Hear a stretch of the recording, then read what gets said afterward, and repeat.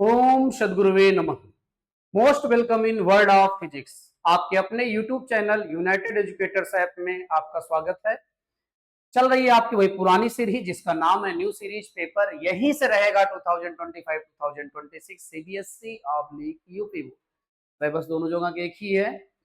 प्यारे आपसे रिक्वेस्ट है कि आप पीवाईक्यू का लेक्चर्स देखने के पहले आप संबंधित चैप्टर के एक्सप्लेन्ड वीडियो आप देख के आएंगे प्लेलिस्ट से, और वो चाहे जिस स्पीड में आप देखें, बस सारे लॉजिक्स और कॉन्सेप्ट्स आपके एकदम बढ़िया होने चाहिए। ठीक है, यहाँ आने के पहले। और प्यारी ये ध्यान देंगे, वो अपना जो काम है कौन सा भूल गए क्या? सब्सक्राइब, लाइक, शेयर और कमेंट और बेल आइकन प्रेस करने के लिए मोटिवेट करने का किसी फ्रेंड्स को, रिलेटिव्स को जिन्हें नीड है इस तरह के वीडियो की। ठीक है, तो ये कार्यक्रम मेरे प्यारे आप जारी रखेंगे। समय बड़ा कीमती है, समय वेस्ट न करते हुए आगे बढ़ते हैं।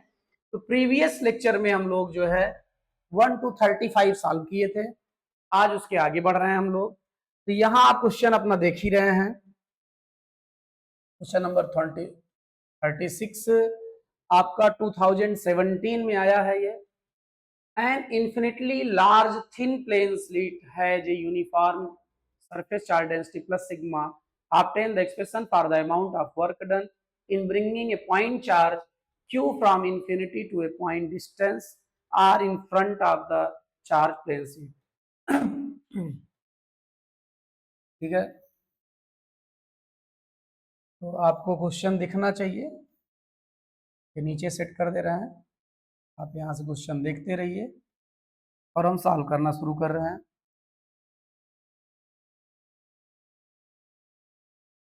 ये आपका infinitely extended uniformly charge plane sheet है प्लस सिग्मा चार्ज। इस सीट से आर डिस्टेंस पर कोई पॉइंट है जहां तक क्यू चार्ज को इंफिनिटी से ले आने का आपको वर्क डन निकालना है। तो मान लो इंफिनिटी से चल के क्यू चार्ज जो है आपका एक्स लोकेशन तक आ चुका है, और हमने ये बहुत अच्छे से बात की थी कि यक्स इधर ले रहा है उधर ही डीएक्स लेंगे, क्योंकि पोजीशन के रिस्पेक्ट में यहाँ पर सारी बातें होनी है। और रेफरेंस पॉइंट हमने किसको मान रखा है? Plane sheet. इस पूरे चैप्टर में अभी तक हम लोग जो चार्ज मूव करा रहे हैं वो in the absence of acceleration move करा रहे हैं। In the absence of acceleration क्यों? क्योंकि चार्ज एक्सलेटेड होगा तो इलेक्ट्रोमैग्नेटिक वेव का रेडिएशन करेगा। फिर थोड़ा और हम लोग कॉम्प्लिकेशन अपने लिए बढ़ा लेंगे। तो कंजर्वेटिव फोर्स है इधर लग रहा है, क्योंकि इलेक्ट्रिक फोर्स ही कंजर्वेटिव फोर्स है। इसको कैंसिल करने के लिए इतने ही मैग्नीट्यूड का एक्सटर्नल फोर्स आपको लगाना पड़ेगा अपोजिट डायरेक्शन। अब इस क्वेश्चन को सॉल्व करने के पहले आपको ये देखना होगा, क्वेश्चन में वर्क डन तो कह रहा है, वर्क डन केवल कहेगा तो बाई एक्सटर्नल फोर्स बात हो रही है, और work done by electric field कहेगा तो work done by conservative force बात हो रही है मेरे प्यारे। तो work done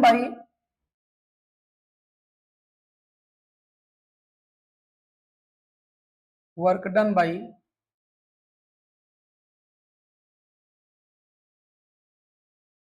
external force is equal to minus q integration of ई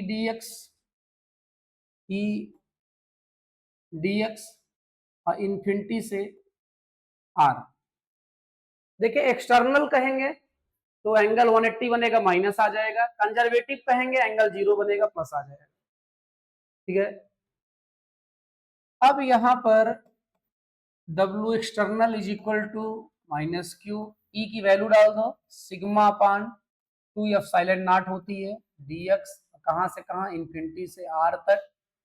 तो मेरे प्यारे ये आपका W external is equal to हो जाएगा minus q sigma upon 2 epsilon naught, constant होने के कारण बाहर आ जाएगा। इंटीग्रेशन बचा किसका? Infinity to r dx। ये हो जाएगा आपका W external is equal to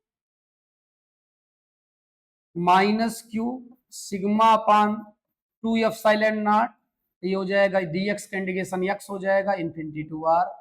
इसको सॉल्व करोगे ये हो जाएगा आपका q sigma upon 2 epsilon not upper limit minus lower limit, ये माइनस अंदर लेके चले जाओ, ये हो जाएगा आपका q sigma upon 2 epsilon not, minus अंदर चला आएगा तो माइनस माइनस प्लस हो जाएगा, तो इन्फिनिटी पहले हो जाएगा r बाद में हो जाएगा। आप ये जानते हैं इन्फिनिटी में कोई चीज माइनस करें या इन्फिनिटी में कोई चीज प्लस करें इन्फिनिटी ही रहता है, तो प्यारे यहाँ रिजल्ट आपका इन्फिनिटी आ जाएगा, यही आपका आंसर हो जाएगा। ठीक है, चलते हैं नेक्स्ट क्वेश्चन में। आप नेक्स्ट क्वेश्चन देखिए, यहाँ पे आपका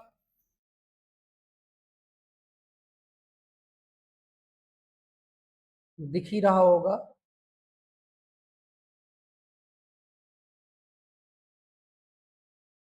हाँ देखिए अब यहाँ पर जो है which of the diagram correctly represents the electric field between two charge plates if a neutral conductor is placed in between the plates. देखें न्यूट्रल कंडक्टर रखा गया है तो आपका वैसे डी सही होगा, क्या सही होगा, यहाँ डी सही होगा।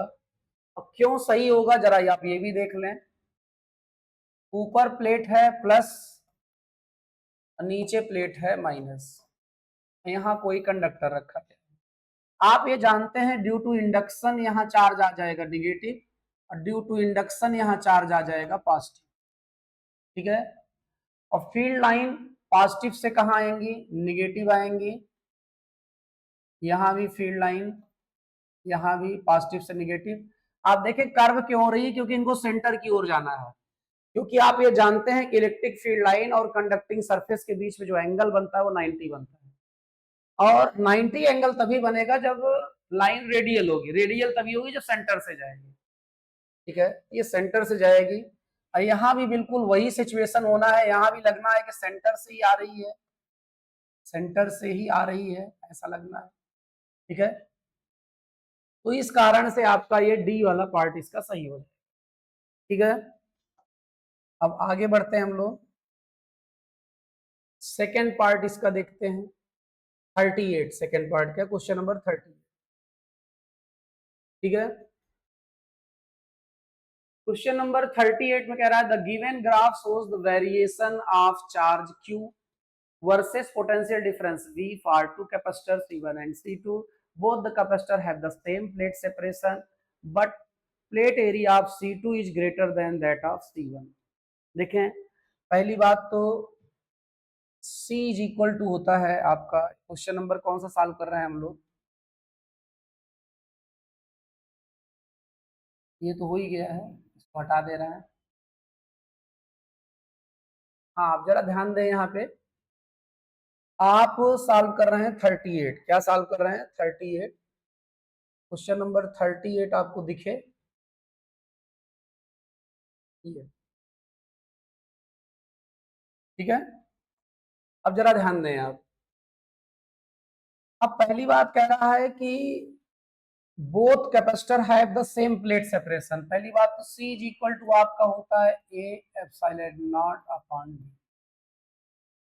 देखिए ये तो कांस्टेंट है ही है, सेम प्लेट सेपरेशन कर रहा है तो ये भी कांस्टेंट है, इसका मतलब C की प्रोपोर्शनलिटी चली गई A पर, इस पर चली गई A पर। ये क्वेश्चन नंबर 38 सॉल्व कर रहे हैं आप, और कह रहा है कि plate area of C2 is greater than that of C1। तो एरिया प्रोपोर्शनल है किसके, C के, इसका मतलब C2 की एरिया ज्यादा है तो C2 का कैपेसिटेंस ज्यादा हो जाएगा C1 से, तो यहां से ये फाइंड आउट हो गया। ऐसा क्यों हो गया, क्योंकि बिकॉज ये बोला गया है कि A2 is greater than A1 और A पर डिपेंडेंस है, यहाँ पे आप देख ही रहे हैं। ठीक है, क्योंकि C2 का एरिया ग्रेटर बोला था। कह रहा है विच लाइन A और B corresponding to C1, C1 को कौन सी लाइन रिप्रेजेंट कर रही है ये पूछा जा रहा है। यहाँ एक ग्राफ बना हुआ है, उस ग्राफ में यहाँ V लिखा है, यहाँ आपका Q लिखा है, ये A है आपका और ये है B। ठीक है, अब आप जरा देखें अभी ये आपका Q is equal to CV आप जानते हैं, V ने x को रिप्लेस किया है, Q ने y को, तो y is equal to mx से बिलोंग कर रहा है, तो m ही यहाँ पे C हो गया। अब आप ये बात जानते हैं कि m इज इक्वल टू होता है tan थीटा, और इसी को हम स्लोप बोलते हैं या इसी को हम ग्रेडियंट बोलते हैं। m बराबर है अभी अभी आपने देखा है c के, इसके बराबर है c के, आपने देखा है। इसका मतलब जिसका स्लोप ज्यादा होगा उसका c ज्यादा होगा, तो स्लोप ज्यादा है इसका तो ये C2 होना चाहिए, स्लोप कम है इसका ये C1 होना चाहिए। ठीक है, तो C1 को कौन रिप्रेजेंट कर रहा है? B ग्राफ कर रहा है। कौन सा ग्राफ कर रहा है? B ग्राफ कर रहा है, C1 को रिप्रेजेंट कर रहा है। ठीक है, आप समझ गए होंगे हमारे ख्याल से, समझदार तो आप सदियों से थे। ठीक, ये आपका हो गया क्वेश्चन नंबर 38। अब क्वेश्चन नंबर 39। क्वेश्चन नंबर 39 में कुछ खास नहीं है। ठीक है, क्वेश्चन नंबर 39 देखें, तो क्वेश्चन नंबर 39 में आपका ए charge particle is placed between the plates of A charge parallel plate capacitor. Parallel plate capacitor है, इधर प्लस सिग्मा चार्ज होगा, इधर माइनस सिग्मा चार्ज होगा। यहाँ यदि कोई चार्ज रखा गया है, उस चार्ज को ये रिपेल करेगा और वो अट्रैक्ट करेगा। ठीक है, और मतलब ये रिपेल करेगा F से, वो अट्रैक्ट करेगा मान लो F से, तो टोटल फोर्स यहाँ हो जाएगा आपका 2F। क्या हो जाएगा? 2F। अब क्या हुआ, एक प्लेट कह रहे हैं रिमूव कर दिए, एक प्लेट रिमूव कर दिए तो एक ही फोर्स रहेगा। क्या रहेगा? एक ही फोर्स रहेगा। इसका मतलब ये हुआ कि पहले जो फोर्स था उसका क्या हो गया? हाफ हो गया। पहले फोर्स यहाँ पे क्या दे रहे थे? F था पहले फोर्स जो है, अब क्या हो जाएगा? उसका हाफ हो जाएगा। ये आपका C पार्ट इसका सही होगा। ठीक है, मतलब आप समझ लो कि यहाँ पर F बराबर क्या था आपका? 2F डैश था। ठीक है, तो यहाँ से आपका F dash is equal to क्या आ जाएगा? F/2। यहाँ F डैश ही बच रहा है तो F/2। ठीक है, क्वेश्चन नंबर 39 हो गया। Question number 40, when a parallel plate capacitor is connected across a DC battery, explain briefly how the capacitor gets charge. How the capacitor gets charge. आपको क्वेश्चन दिखता रहना चाहिए, इसलिए थोड़ा किनारे बैठा है क्वेश्चन, अब जब भी मन कहे पढ़ लें। 2019 में आया था। ठीक है, अब हम यहाँ 3D शेप ले लेते हैं।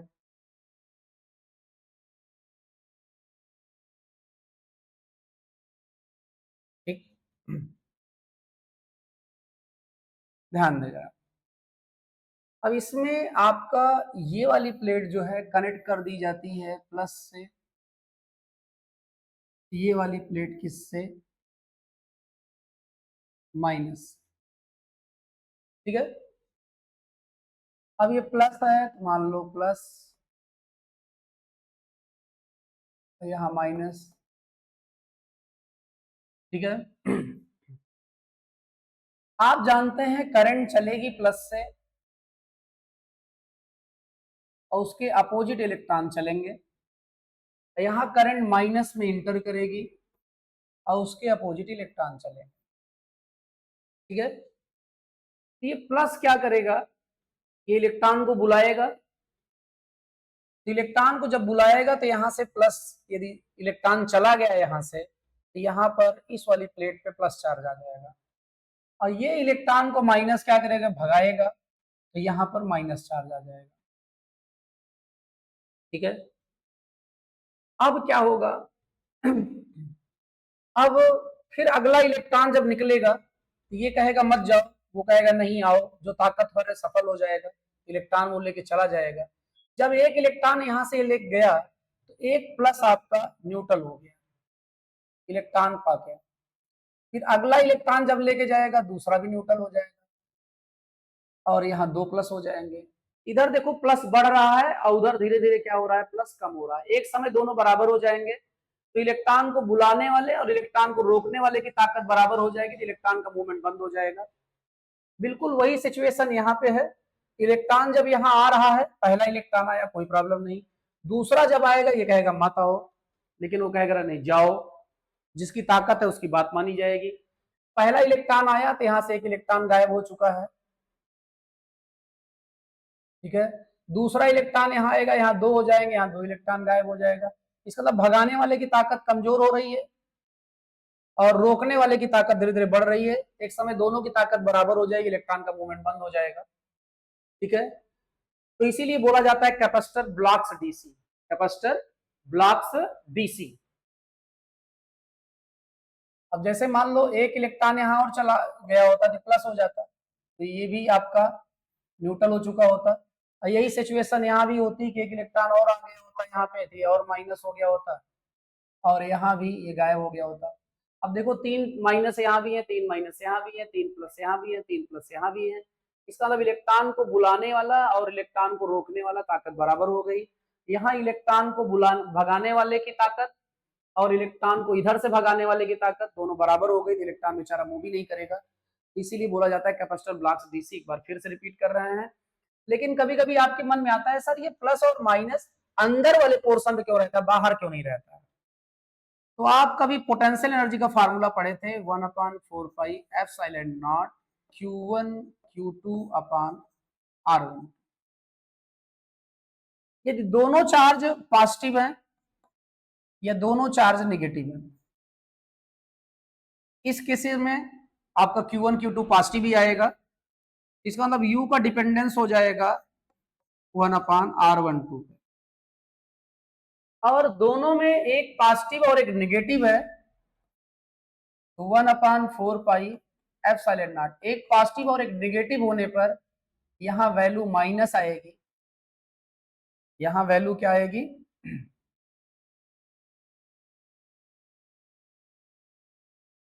ये माइनस आएगा। क्या आएगा, तो U प्रोपोर्शनल टू हो जाएगा यहाँ -1/R1, ठीक है।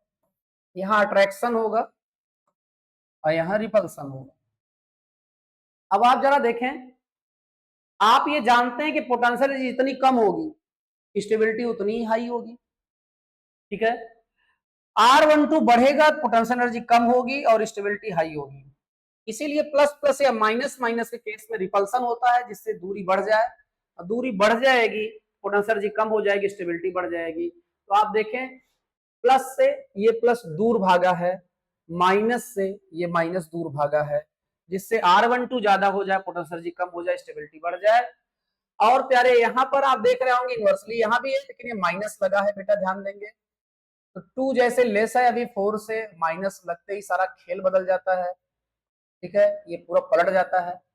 तो ये अभी दिख जरूर इनवर्स नहीं रहा, लेकिन है ये डायरेक्टली, है क्या, डायरेक्टली, क्योंकि माइनस रिलेशन को इन्वर्ट कर देगा मेरे प्यारे। और आप देखें जरा, रिलेशन इन्वर्ट हो गया तो इसका मतलब ये कम होगा तभी ये कम होगा, ये ज्यादा होगा तो ये ज्यादा होगा। पोटेंशियल एनर्जी को कम होना ही है स्टेबिलिटी बढ़ाने के लिए, तो आर कम होना चाहिए। आर कम तभी होगा जब प्लस और माइनस पास पास आ जाएंगे, इसलिए इनर पोर्शन पे चार्ज रहता है, आउटर पे चार्ज नहीं रहता। इसी को आप पॉइंट वाइज लिख देंगे, डिपेंड करेगा कितने मार्क्स में आया है, ठीक है, कितना लिखना है ये बात। मेरे प्यारे, ये हो गया कैपेसिटर चार्ज कैसे होता है, बाहर के प्लेट पे चार्ज क्यों नहीं रहता, अंदर के प्लेट पे क्यों रहता है, ये सारी बातें हो गई, ठीक। अब यहां पर जो है आपका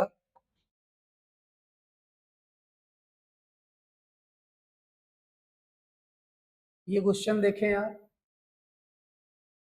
क्वेश्चन पढ़ लें यार। If two similar large plates each have area A having surface charge density plus sigma and minus sigma are separated by a distance d in air, find the expressions for the field at points between the two plates and outer side of the plates, specify the direction of the field in each case, ठीक है। तो चले शुरू हो जाते हैं। ए part में आपसे दो प्लेट कह रहा है, ठीक है। अब दो प्लेट में आपको एक आपका प्लस सिग्मा है चार्ज, एक पे क्या है माइनस सिग्मा चार्ज है। तो इसे आपको दिखना चाहिए, थोड़ा बड़ा कर दे रहे हैं।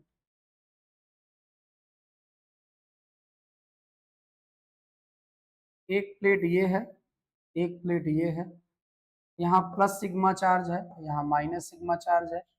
दोनों प्लेट्स की एरिया क्या है, ये है। दोनों प्लेट के बीच में फील्ड पूछा जा रहा है और आउटर साइड में भी फील्ड पूछा जा रहा है। ठीक है, जहां फील्ड निकालना है वहां रखो आप टेस्ट चार्ज, वो भी पॉजिटिव। ये इसको रिपेल करेगा तो फील्ड की डायरेक्शन हो जाएगी ड्यू टू प्लस सिग्मा, हो जाएगा सिग्मा अपान 2 एप्सिलॉन नॉट, इस डायरेक्शन में हो जाएगा। ये वाला इसको अट्रैक्ट करेगा तो माइनस सिग्मा के कारण भी जो फील्ड की डायरेक्शन हो जाएगी सिग्मा अपान 2 एप्सिलॉन नॉट हो जाएगी। दोनों की डायरेक्शन सेम है तो हम अभी E1 की बात करेंगे, ये दोनों ऐड हो जाएंगे तो सिग्मा अपान एप्सिलॉन नॉट आ जाएगा दोनों को ऐड करके, और डायरेक्शन हो जाएगी आपकी प्लस सिग्मा वाली प्लेट से माइनस सिग्मा वाली प्लेट की ओर। ये डायरेक्शन हो जाएगा आपका। आई बात समझ में? अब यहाँ आप टेस्ट चार्ज रखे होते, उस टेस्ट चार्ज को प्लस सिग्मा भगाता, रिपेल करता।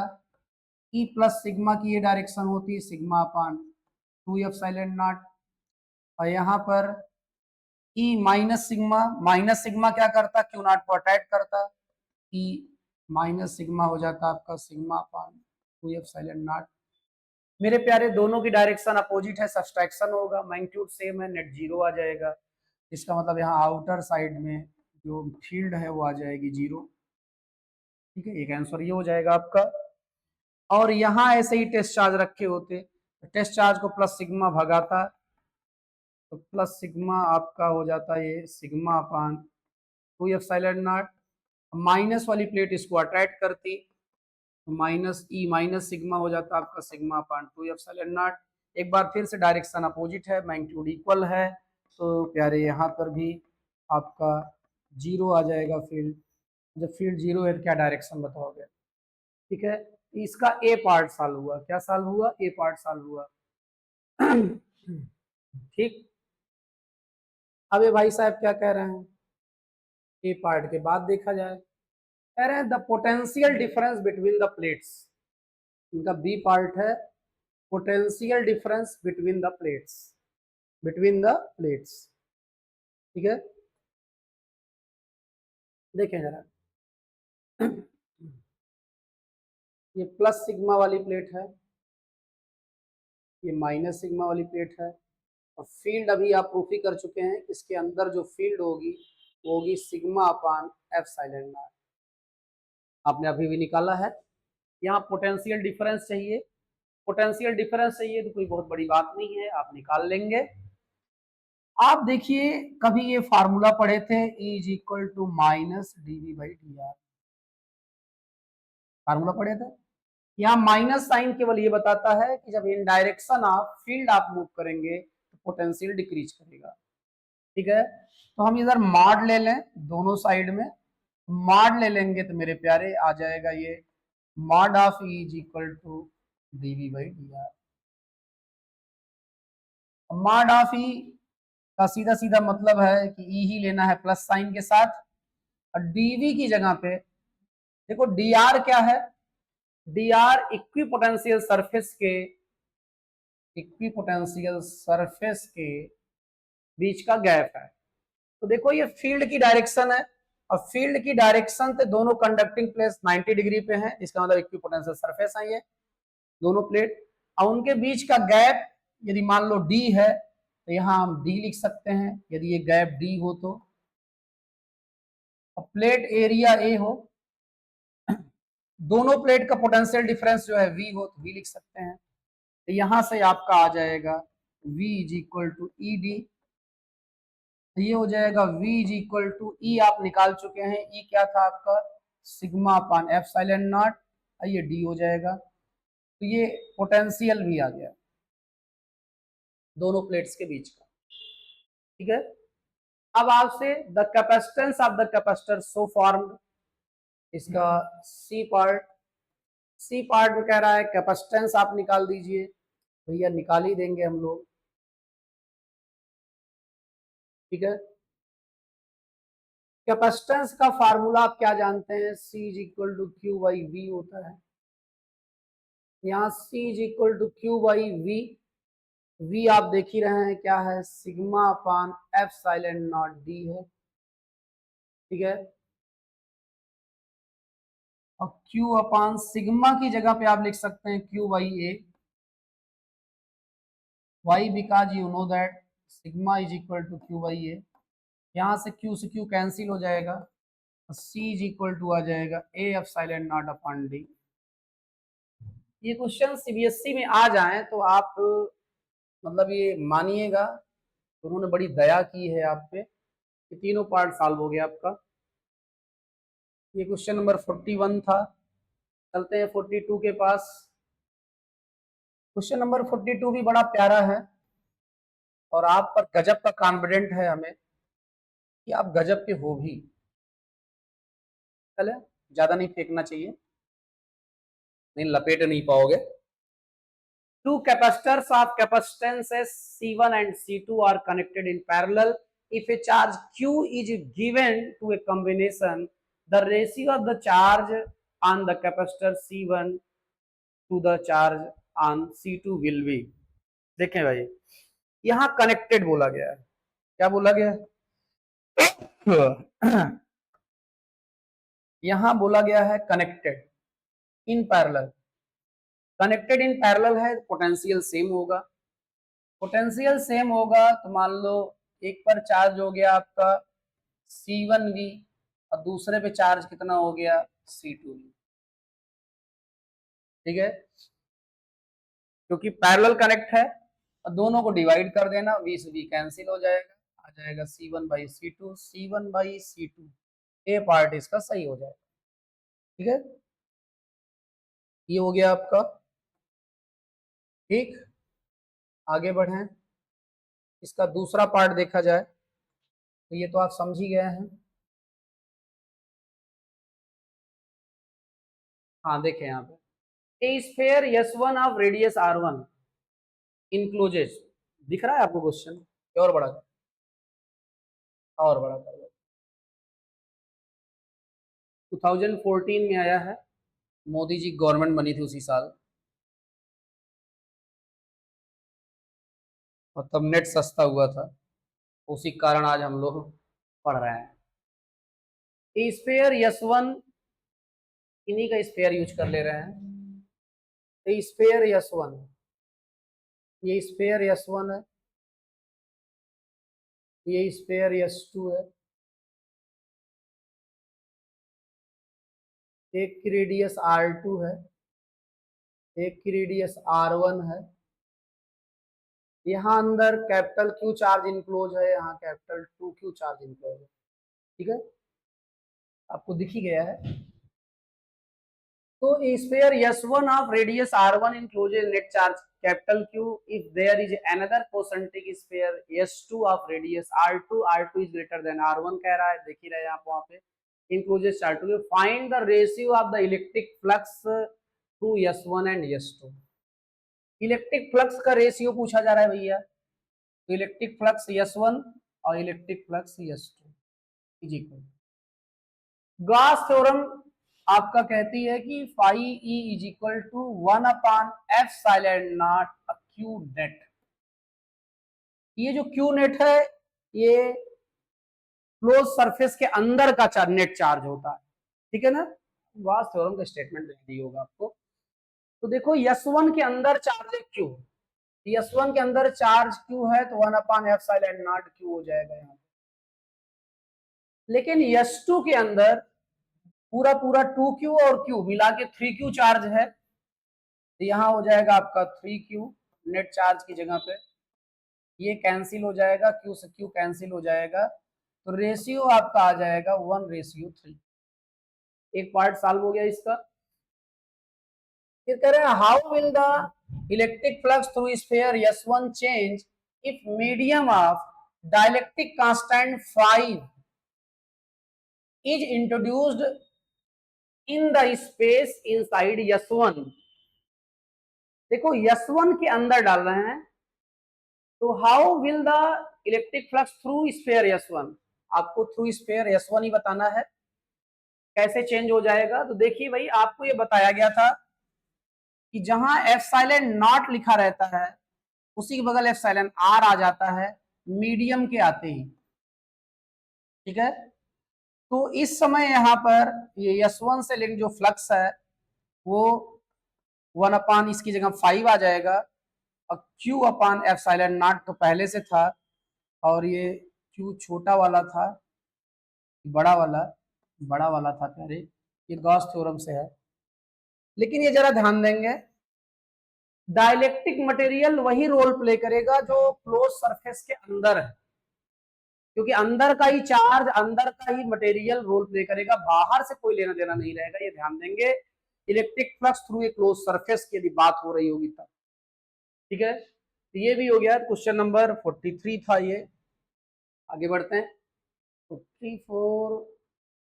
44 गायब है भाई, चले गायब है तो क्या करें, गायब होने वाले कौन ला सकता है।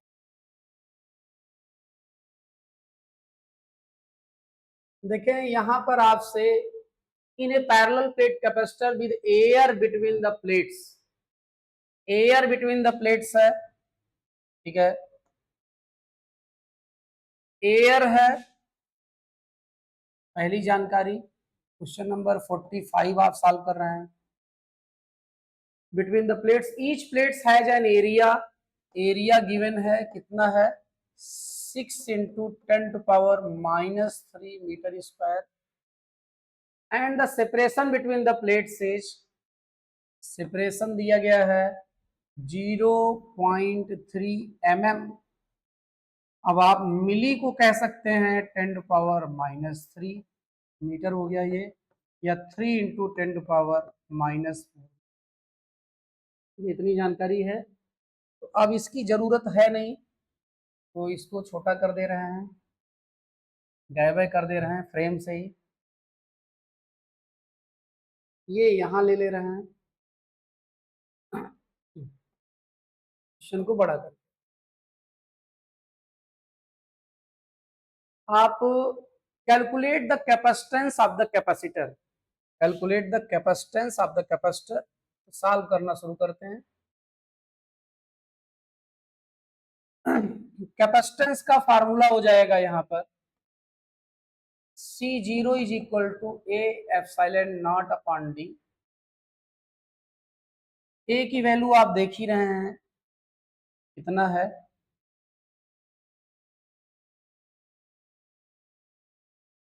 A है आपका 6 इंटू 10⁻⁻3। एप्सिलॉन नॉट भी आप जानते हैं कितना होता है 8.854 इंटू 10⁻⁻12, और D यहाँ पर है 3 इंटू 10⁻⁻, ठीक है। तो जरा देखें यहाँ पर, ये हो जाएगा 3 2 जा 6, तो यहाँ से 2 बचेगा, 2 और 2 यहाँ मल्टीप्लाई हो जाएगा, तो 2 4 जा 8, 2 5 जा 10, 2 8 जा 16, 1 17, 1 कैरी, 2 8 जा 16, 1 17, कितना 10⁻⁻3, 10⁻⁻12, 10⁻⁻15 हो जाएगा, -4 ऊपर जाएगा प्लस हो जाएगा, तो 15 में 4 आपका माइनस हो जाएगा, तो आ जाएगा 10⁻⁻11। लो 10⁻⁻11 लिखना है भैया, 10⁻⁻11 इतना फैरड आ जाएगा, क्या आ जाएगा इतना फैरड। अब आप चाहेंगे इसे 17708 इंटू 10⁻⁻12 फैरड कह सकते हैं, या 177.08 पिको फैरड। ये पहला आंसर हो गया। फिर ये क्या कह रहे हैं अब आपसे, दूसरा, if the capacitor is connected to a 100 volt supply, what would be the charge on each capacitor? Potential दे दे रहे हैं 100 वोल्ट। सेकेंड पार्ट में चार्ज पूछ रहे हैं। चार्ज का फार्मूला आप जानते हैं CV होता है, तो C आपके पास आई है 177.08 पिको, ये है इंटू 100 V की जगह पे, ये आ जाएगा आपका 17708 पिको कूलम। Pico coulomb. यदि आप और सॉल्व करना चाहें इसे आप 17708 पिको लिख सकते हो 10⁻⁻12 कूलम। ये हो जाएगा आपका 4 पावर कम हो जाएगी तो 1.7708 इंटू 10 ये हो जाएगा आपका -8। ठीक है, ये चार्ज आ जाएगा। आई बात समझ में? ठीक, अब क्या कह रहा है इसमें, कुछ थर्ड पार्ट में, इसके थर्ड पार्ट देखे आप।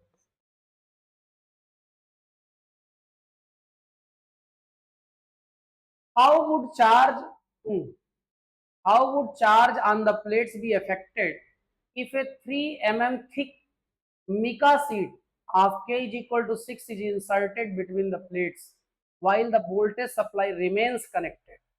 वोल्टेज सप्लाई रिमेन्स कनेक्टेड है तो वोल्टेज वही रह जाएगा 100 वोल्ट, लेकिन जो नया चार्ज है, नया चार्ज वो K टाइम्स हो जाएगा पुराने चार्ज का, पुराने चार्ज का। अब पुराना चार्ज है कितना? पुराना चार्ज है, पहली बात तो K की वैल्यू 6 है, यहाँ पे ये 6 है। ठीक है, अब पुराना चार्ज है आपका 1.7708 इंटू 10⁻⁻8 कूलम। तो अब ये हो जाएगा, ऐसा है, कहाँ गए इंसर्ट भाई साहब, कौन उड़ा भाग कर, क्या है 1.7708, ठीक है, इंटू 6 इक्वल 10.6248 इंटू 10⁻⁻8 है। ये हो जाएगा आपका 1.06248, ये हो जाएगा 10⁻⁻7 कूलम, ये चार्ज हो जाएगा। ठीक है, आगे बढ़ते हैं।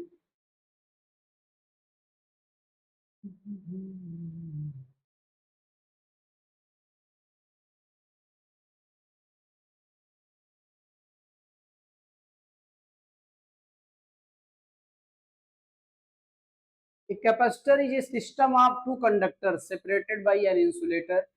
The two conductors have equal and opposite charges with a potential difference between them. The capacitor of the plate वगैरह वगैरह डॉट डॉट।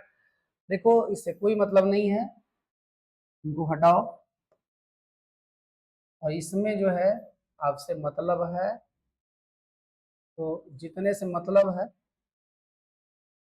तो रखते हैं। केस स्टडी का क्वेश्चन होगा, पैराग्राफ दिया गया है, तो आप कैपेसिटर के बारे में थोड़ा बहुत आपको जानकारी दी जा रही है, जानकारी आप पहले से जानते हैं। देखो पहला आपसे पूछा जा रहा है find the equivalent capacitance between points A and B in the given diagram, in the given diagram। तो मेरे प्यारे देखें यहाँ पर जो है A और B के बीच में 1 2 3 4 5 कैपेसिटर लगे हुए हैं।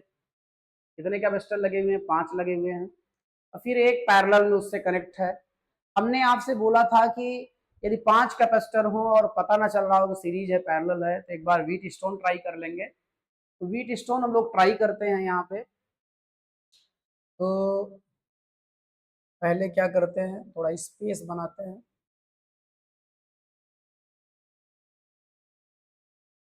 ठीक है, देखिए एक कैपेसिटर यहाँ ऐसे कनेक्ट है, फिर कनेक्ट है, फिर कनेक्ट,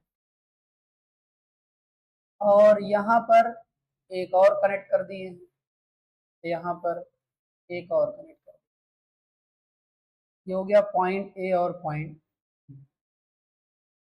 ठीक है। और यहीं पर जो है एक और ऐसे कनेक्ट कर दिया। अब हम इसको C1 मान ले रहे हैं, ये C2 है, ये C3 है, ये C4 है, ये C5 है, ये C6, ठीक है।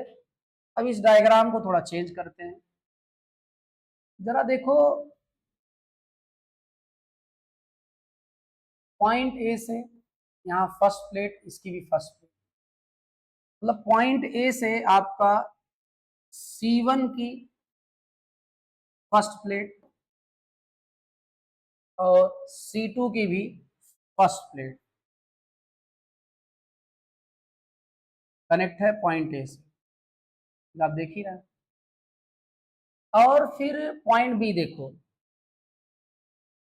पॉइंट बी से क्या हो रहा है, पॉइंट बी से आप देखें तो C5 की एक प्लेट और C4 की एक प्लेट, तो C4 की एक प्लेट कनेक्ट है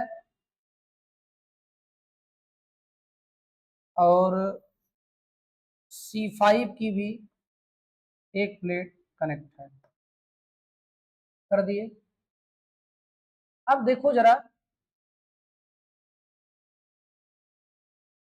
C2 की जो दूसरी प्लेट है, C2 की दूसरी प्लेट, और वो C5 की दूसरी प्लेट से कनेक्ट है, देख रहे हो, C2 की दूसरी प्लेट C5 की दूसरी प्लेट से, तो इसकी दूसरी और इसकी दूसरी कनेक्ट है, कनेक्ट कर दो।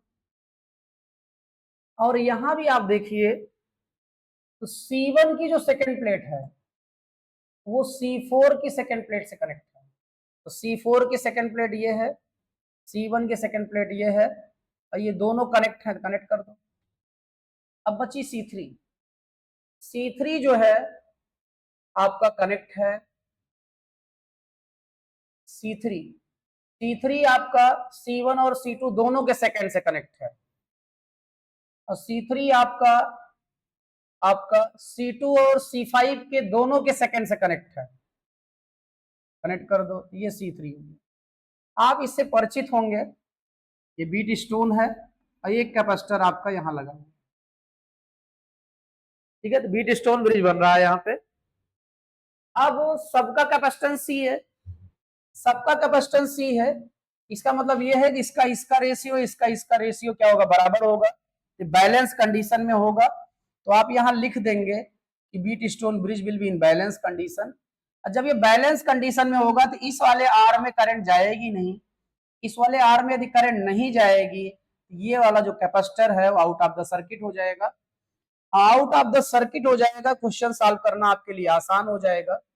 कैसे आसान हो जाएगा, ये दोनों हो जाएंगे आपके किस में, पैरेलल में कि सीरीज में, ये दोनों सीरीज में हो जाएंगे, ये दोनों सीरीज में हो जाएंगे। इसको अगला सॉल्व कर दो, सीरीज में क्या चलता है भाई, C1 and C4 are in series, ठीक है, ये दोनों सीरीज में है।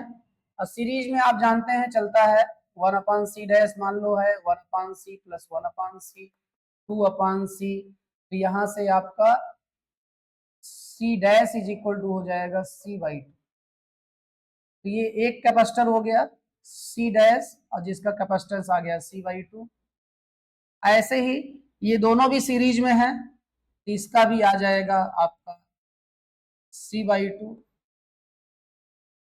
ठीक। और फिर यहां से एक और ऐसे कनेक्ट था और वो C था, ठीक है। ये तीनों आपस में कैसे दिख रहे हैं, पैरेलल, तीनों सॉल्व होके एक हो जाएंगे। मान लो रिजल्ट आ गया C ट्रिपल डैश, अब तीनों पैरेलल हैं तो C triple dash is equal to हो जाएगा आपका C/2 plus C/2 plus C, मतलब 2C, 2C यहाँ आंसर आ गया। ये इक्विवेलेंट कैपेसिटेंस हो गया, 2C आ गया यहाँ पे, ठीक है। अब इसी क्वेश्चन में second part, a dielectric slab is inserted between the plates of parallel plate capacitor, the electric field between the plates decreases, explain, ठीक है। तो जरा ध्यान दें यहाँ पे, प्लेट्स हैं, ये सेकेंड पार्ट सॉल्व कर रहे हैं, और ये अंदर की ओर पॉजिटिव चार्ज रहेगा, और यहाँ उतना ही अंदर की ओर निगेटिव चार्ज रहेगा। कैपेसिटर के बारे में आप जानते ही हैं। यहाँ जो पहले से फील्ड है वो पॉजिटिव टू निगेटिव होगी, E0 इस डायरेक्शन में होगी। डाइलेक्ट्रिक्स होते हैं इंसुलेटर्स, क्या होते हैं? डाइलेक्ट्रिक्स जो है आपके, डाइलेक्ट्रिक्स इंसुलेटर होते हैं। ये आपका पोलर डाइलेक्ट्रिक होता है और ये नॉन पोलर डाइलेक्ट्रिक होता है। नॉन पोलर डाइलेक्ट्रिक में प्लस और माइनस कोइंसाइड करते हैं, पोलर में कोइंसाइड नहीं करते हैं, हिंट्स दिखती है, ठीक है। लेकिन इसको भी जब फील्ड में डालेंगे या इसको फील्ड में डालेंगे तो प्लस फील्ड की डायरेक्शन में चलेगा, माइनस फील्ड के अपोजिट डायरेक्शन में चलेगा। इसका मतलब कोइंसाइड नहीं रह पाएगा फील्ड में जाने के बाद। तो दोनों को जब अंदर डालेंगे, ये इस सिचुएशन में होने जा रहे हैं जो आपके सामने हम डायग्राम बना रहे हैं। माइनस को प्लस खींच लेगा, प्लस को माइनस खींच लेगा, तो ये सिचुएशन हो जाएगी इन सब में, ठीक है। तो रियली अभी यहां देखा जाए, से आप समझदार हैं, ये जितने डाइपोल मूवमेंट बन रहे हैं, डाइपोल मूवमेंट सब के सब जो है फील्ड की डायरेक्शन में, ठीक है। क्योंकि जानते हैं आप, दुनिया में जो कुछ भी हो रहा है टू बी स्टेबल हो रहा है, तो ये डाइपोल, ये आपके जैसे ही डाइलेक्ट्रिक्स आपके जाएंगे बिटवीन द प्लेट्स, ये अपना ऐसे पोलराइज हो जाएंगे, ऐसे इंड्यूस हो जाएंगे, इनका जो डाइपोल मूवमेंट है फील्ड की डायरेक्शन में हो जाए। लेकिन इस चक्कर में इन सब की जो इंड्यूस्ड फील्ड है, इंड्यूस्ड फील्ड, कौन से फील्ड? इंड्यूस्ड फील्ड, वो अपोजिट डायरेक्शन में चली जा रही है। किस डायरेक्शन में चली जा रही है? अपोजिट डायरेक्शन में। और इंड्यूस्ड फील्ड यदि अपोजिट डायरेक्शन में चली जाएगी तो मेन फील्ड के अपोजिट डायरेक्शन में है वो, तो नेट जब निकालेंगे तो नेट जो होगा वो E0 और प्लस E इंड्यूस्ड के सम के बराबर होगा। और E0 जो है वो n कैप की डायरेक्शन में होगा, इस डायरेक्शन को हम n कैप बोल रहे हैं, ठीक है। और ये जो है आपका E इंड्यूस्ड, ये आपका माइनस n कैप डायरेक्शन में होगा, आप देख ही रहे हैं। तो यहां से हो जाएगा E0 माइनस E इंड्यूस्ड और n कैप। क्यों? क्योंकि हमें ये पता है E0 always will be greater than E induced in case of dielectrics, ठीक है। यही कंडक्टर होता तो ये दोनों बराबर हो जाते हैं तो नेट फील्ड 0 आ जाती है, ठीक है। तो फील्ड क्यों डिक्रीज कर जा रही है, ये बात हो गई यहाँ पे। अब इसी में थर्ड पार्ट कह रहे हैं आपसे ये, तो इनका थर्ड देखा जाए जरा। एक capacitor A of capacitance C having charge Q is connected across another uncharged capacitor B of capacitance 2C. Find the expression for the potential difference across the combination and the charge lost by capacitor A, ठीक है। तो आप ये question देखिए, बड़ा प्यारा question है, प्यारा है, तो ध्यान दें। एक कैपेसिटर है, उसका कैपेसिटेंस C1 बराबर मान लो C है, इसका चार्ज Q1 बराबर कितना चार्ज दिया गया है? कैपिटल Q है। और V1 बराबर V1 ही मान लो। एक दूसरा कैपेसिटर है जिसका कैपेसिटेंस 2C है, 2C अनचार्ज है, इसका मतलब Q2 0 है, और अनचार्ज है तो पोटेंशियल भी 0 होगा, पोटेंशियल भी क्या होगा? 0 होगा। अब ये कह रहे हैं find the expression for the potential difference across the combination. अब ये कनेक्ट किए गए हैं, जब इनको कनेक्ट कर दिया जाएगा, कनेक्ट जब कर दिया जाएगा तो आप जरा ध्यान देंगे, कनेक्ट करने पर यहां भी पोटेंशियल भी हो जाएगा, यहां भी पोटेंशियल भी हो जाएगा। कैपेसिटेंस तो बदलेगा नहीं, लेकिन पोटेंशियल बदल गया तो चार्ज बदल गया होगा। यहाँ Q1 डैश हो गया होगा, यहाँ Q2। अब यहां देखें आपका V1 ग्रेटर था V2 से, ठीक है, V1 ग्रेटर था V2 से, इसका मतलब चार्ज जो है C1 वाले कैपेसिटर से किस में जाएगा, C2 में जाएगा। इसका मतलब ये खोएगा और ये पाएगा, ठीक है। तो जो पहला ये पूछ रहे हैं भाई साहब जो है, ये पूछ रहे हैं कि find the expression for the potential. तो पोटेंशियल के लिए जो एक्सप्रेशन हो जाएगा, ये हम 3 का ए पार्ट सॉल्व कर रहे हैं। पोटेंशियल इज इक्वल टू, ये दोनों की दोनों कैपेसिटर एज ए यूनिट काम करेंगे कनेक्ट करने के बाद, तो टोटल चार्ज लिया जाएगा यहाँ पे और अपॉन टोटल कैपेसिटेंस लिया जाएगा, और टोटल चार्ज जो है मेरे प्यारे आपका जो होगा, क्योंकि charges neither can be created nor be destroyed, इसका मतलब Q1 dash plus Q2 dash distribution के बाद जो दोनों पे चार्ज है, डिस्ट्रीब्यूशन के पहले जो टोटल चार्ज था वो बराबर रहेगा। तो यहाँ हम लोग लिख सकते हैं Q1 प्लस Q2, C1 की जगह पे C, C2 की जगह पे 2C। Q1 के प्लेस पे आप लिख सकते हैं कैपिटल Q, Q2 तो 0 था, और यहाँ 3C आ गया, तो Q बाई 3C ये आंसर हो गया ए पार्ट का, ठीक है। अब क्या पूछ रहे हैं, द चार्ज लॉस्ट बाई, तो अगला पार्ट सॉल्व कर रहे हैं। चार्ज लॉस्ट, तो थर्ड का ही हम लोग बी पार्ट सॉल्व कर रहे हैं। Charge lost by C1, capacitor A C1 है, तो ये हो गया। तो C1 पे पहले चार्ज ज्यादा रहेगा, अब चार्ज कम हो जाएगा।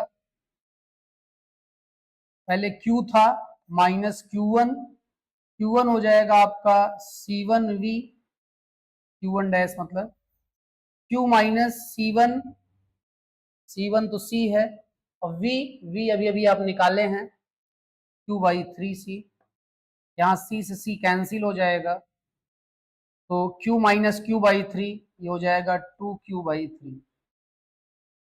कितना लॉस हो जाएगा, 2Q बाई 3, मतलब ज्यादातर चार्ज चला गया दूसरे वाले में, क्योंकि उसका पेट बड़ा था, कैपेसिटेंस उसका इसके कंपैरिजन में डबल था, डबल चार्ज वो लेके बैठ गया, 3 पार्ट में से 1 पार्ट वो पाया, 2 पार्ट वो कब्जा कर लिया, ठीक है। अगला क्वेश्चन आपका, इतना आप समझ गए हैं, अब आप क्या करेंगे,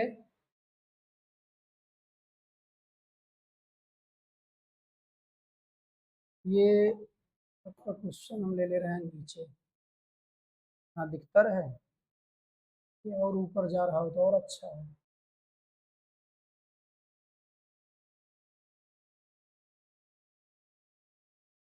हाँ देखिए यहाँ पे, two slabs of dielectric constant 2K and K fill the space between the plates of a parallel plate capacitor of plate area A and the plate separation D as shown in figure. Find the expression for the capacitance of the system. देखें जो third वाला वहां question था उसमें R लगा हुआ था, तो उसको हम लोग सॉल्व कर रहे हैं अभी। तो यहां पर आपका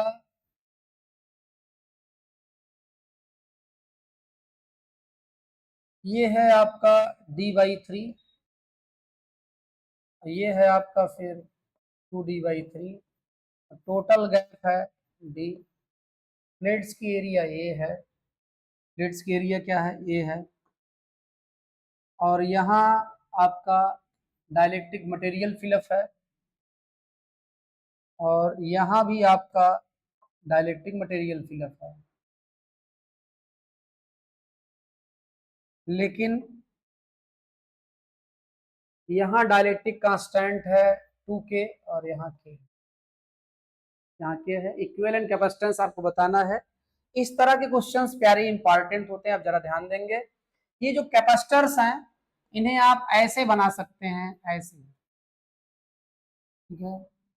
जब इसको, क्योंकि ये प्लेट इस वाले कैपेसिटर में और इस वाले कैपेसिटर दोनों में कॉमन है, इसका मतलब ये वाली प्लेट जो है कनेक्ट है, मतलब ये दोनों में कॉमन है, तो उस कैपेसिटर के साथ भी जा सकती है, इसके साथ भी जा सकती है।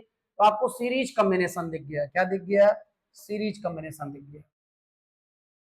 यहां से C1 आपका हो जाएगा, आप जानते हैं C इज इक्वल टू होता है के A F silent naught upon D. तो K की जगह पे यहाँ 2K लिखा जाएगा, A की जगह पे A ही रहेगा, एफ साइलेंट नॉट और D की जगह पे D/3 रहेगा। 3 ऊपर चला जाएगा तो हो जाएगा 6 K A F silent naught upon D. इसकी वैल्यू हो गई, C1 की वैल्यू हो गई। C2 क्या हो जाएगा यहाँ पे? तो C2 हो जाएगा यहाँ पे आपका व्हाट? C2 में K ही है, के ए एफ साइलेंट नॉट और D की जगह पे यहाँ लिखा जाएगा 2D/3। ये आ जाएगा आपका 3 ऊपर चला जाएगा यहाँ पे तो 3 के A F silent naught upon 2D। ठीक है, अब हमको क्या करना है? सीरीज है तो इक्विवेलेंट कैपेसिटेंस यहाँ पर हो जाएगा 1/C1 plus 1/C2 is equal to 1/C1 कितना है आपका 6 K A F silent naught upon D और C2 क्या है 1/3 K A F silent naught upon 2D is equal to ये हो जाएगा आपका D/6 K A F silent naught plus 2D 3 के ए एफ साइलेंट नॉट। ठीक है, अब इनमें देखा जाए तो आपका एलसीएम हो जाएगा 6 K A F silent not, 6 K A F silent not, तो यहाँ से डी ही आ जाएगा और प्लस 3 से यहाँ डिवाइड होगा 2 टाइम्स जाएगा तो हो जाएगा 4D। ये रिजल्ट हो जाएगा आपका 5D/6 के ए एफ साइलेंट नॉट। तो इक्विवेलेंट कैपेसिटेंस यहां से आ जाएगा आपका कितना 6 K A F silent naught upon 5D। यही आंसर हो जाएगा। ठीक है, ये लास्ट पार्ट था, आगे बढ़ते हैं। अगला क्वेश्चन है आपका 47। 47 में कह रहा है 3 capacitors each of 4 microfarad are to be connected in such a way that the effective capacitance. देखिए भाई यहां पर आपका C1 भी 4 माइक्रोफैरेड है, C2 भी 4 माइक्रोफैरेड है और C3 भी 4 माइक्रोफैरेड है। ठीक है, इस क्वेश्चन में अब आपको इक्विवेलेंट लाना है 6 माइक्रोफैरेड, मतलब कैपेसिटेंस का इक्विवेलेंट लाना है आपको 6 माइक्रोफैरेड।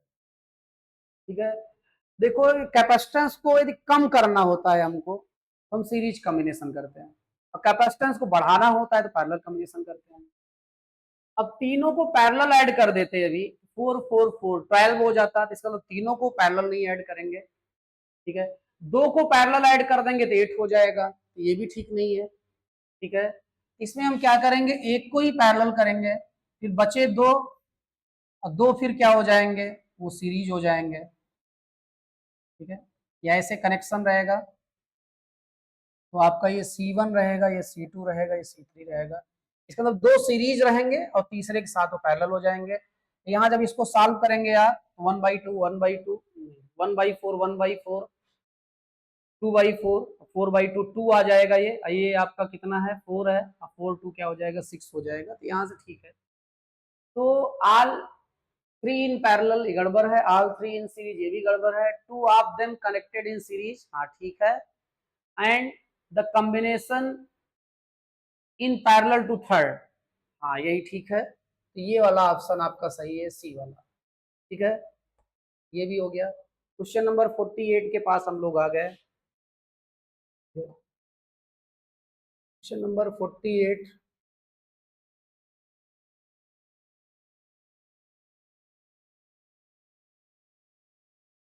आए क्या, जरा देखिए आप। A variable capacitor is connected to a 200 volt battery. तो वोल्ट कितना दिया गया भैया, 200 वोल्ट दिया गया। If it's capacitance is changed from 2 microfarad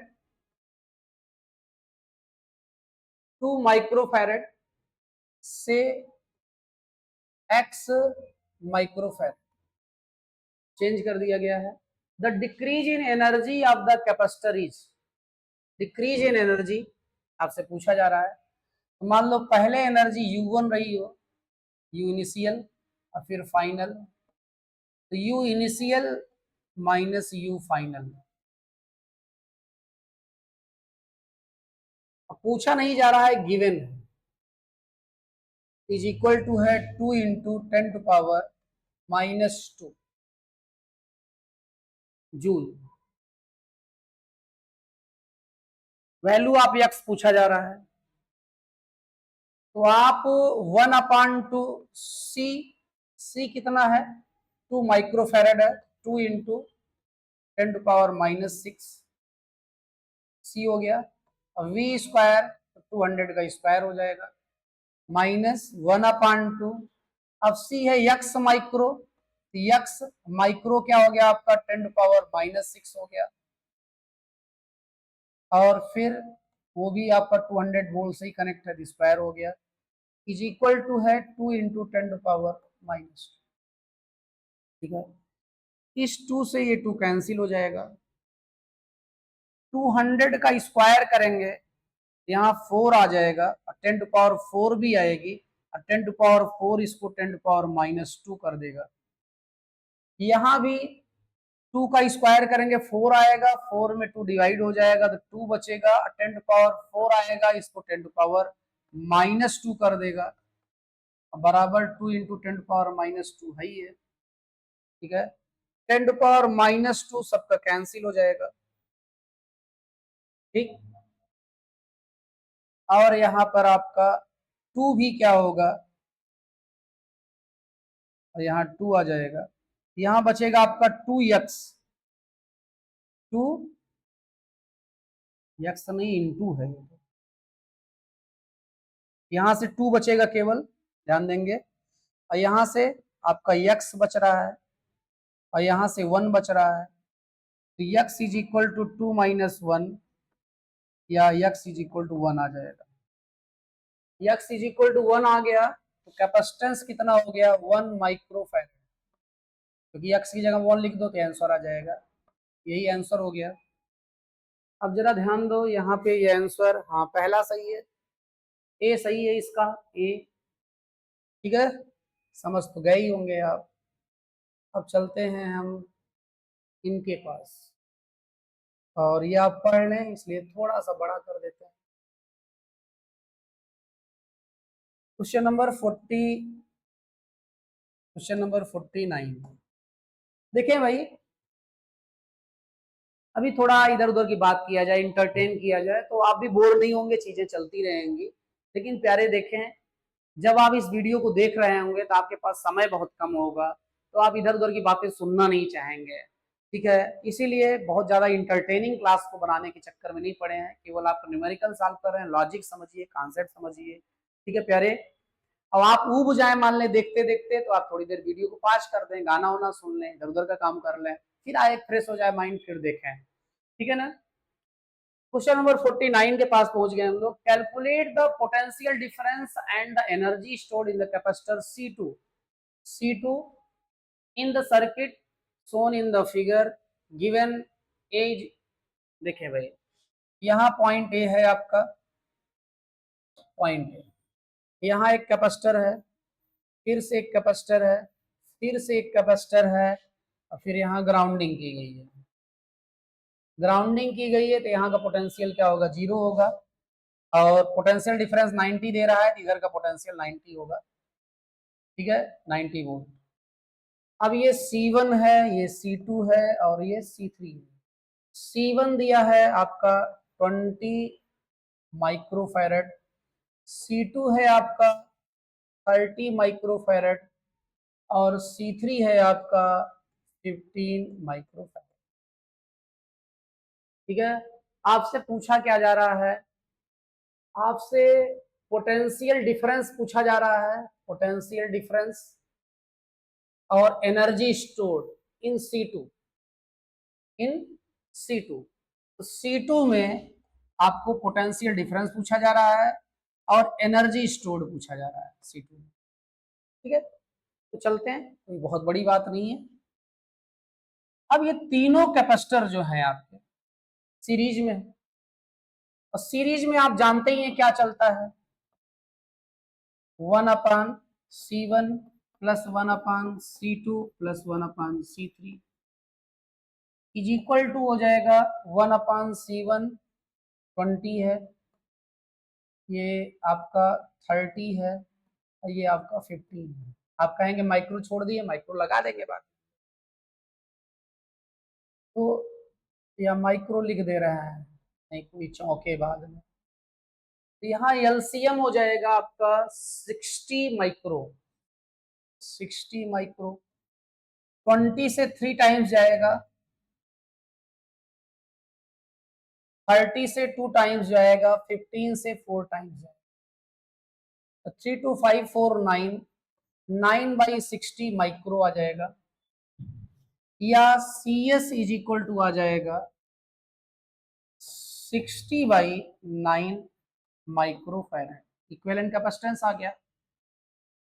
अब हमको यहाँ का पोटेंशियल चाहिए, तो सीरीज में हम जानते हैं 4 सेम रहता है, तो आप लिख देंगे Q इक्विवेलेंट आपका हो जाएगा CS इंटू वी, CS है आपका 60/9 माइक्रो और V है आपका 90, तो 9 से ये 10 टाइम्स जाएगा, यहां से आ जाएगा 600 माइक्रो कूलम चार्ज आ गया। तो यहां आप लिख देंगे because in series combination charge will be same for each capacitor, hence charge on C2 Q2 is equal to 600 micro coulomb, charge आ गया। अब आप चार्ज की वैल्यू जानते हैं, तो हो जाएगा C2V is equal to 600 micro, तो यहां से इसको आगे बढ़ेंगे आप सॉल्व करते हुए, यहां से V इज इक्वल टू आ जाएगा 600 माइक्रो अपान C2, C2 कितना है आपका, हो जाएगा 600 माइक्रो अपान C2 की वैल्यू, C2 भाई साहब कहाँ गए, 30 माइक्रो, माइक्रो से माइक्रो निपट लेगा, 0 से 0, ये आ जाएगा 20 वोल्ट, तो एक आंसर हो गया आपका 20 वोल्ट। ठीक है, ये एनर्जी भी पूछ रहे थे, लगे हाथ एनर्जी भी निकाल दो, तो U2 इज इक्वल टू हो जाएगा 1/2 C2 V2 स्क्वायर, 1/2 C2 कितना है 30 माइक्रो है, अब V2 कितना है अभी अभी आया है आपका 20 का स्क्वायर हो जाएगा, ये 2 15 जा 15 माइक्रो और इंटू 20 का स्क्वायर 400, 15 4 जा 60, 0 0 पहले से था, माइक्रो का मतलब होता है 10⁻⁻6 इतना जूल, या 6 इंटू 10⁻⁻3 जूल। ठीक है, कैलकुलेशन वगैरह में कहीं आपको लगे थोड़ा देखिएगा, क्योंकि दोबारा चेक करने का मौका नहीं है, हम नहीं चाहते कि ज्यादा टाइम लगे। अगले क्वेश्चन में चलते हैं, क्वेश्चन नंबर 50। क्वेश्चन नंबर 50 आपके लिए खिलवाड़ सा है।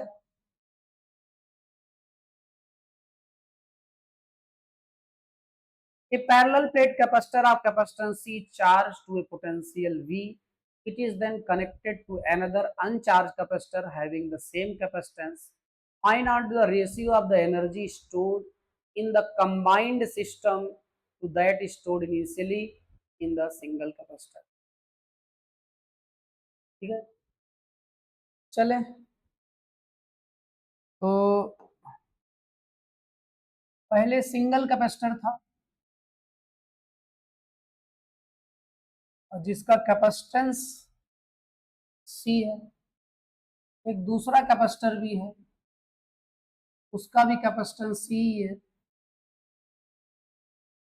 इसका पोटेंशियल V है और इसका पोटेंशियल जो है 0 है, क्योंकि अनचार्ज्ड है। ये क्या है? अनचार्ज्ड है। इस पर चार्ज जो है वो C1V1 या CV है और इस पर चार्ज आपका 0 है। अब जब दोनों को कंबाइन कर दिया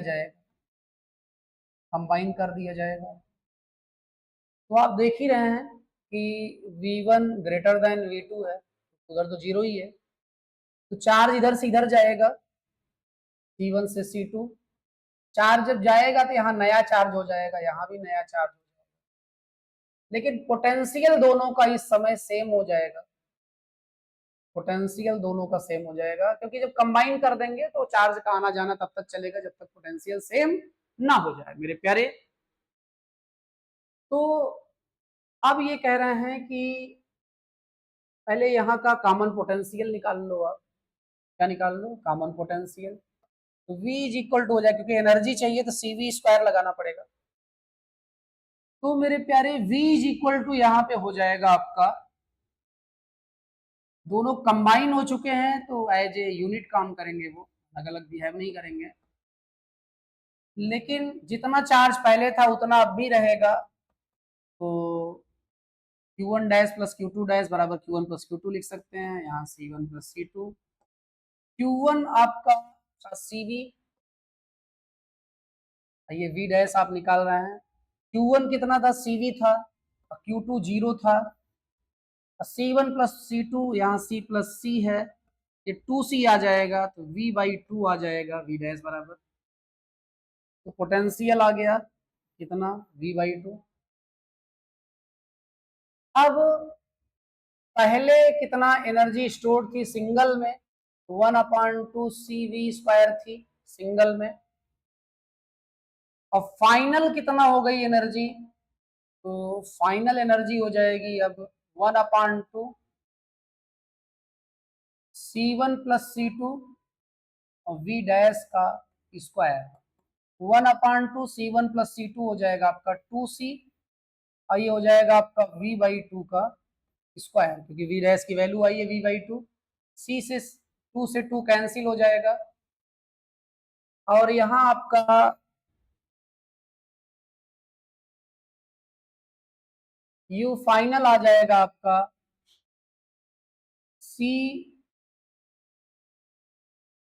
CV स्क्वायर/4।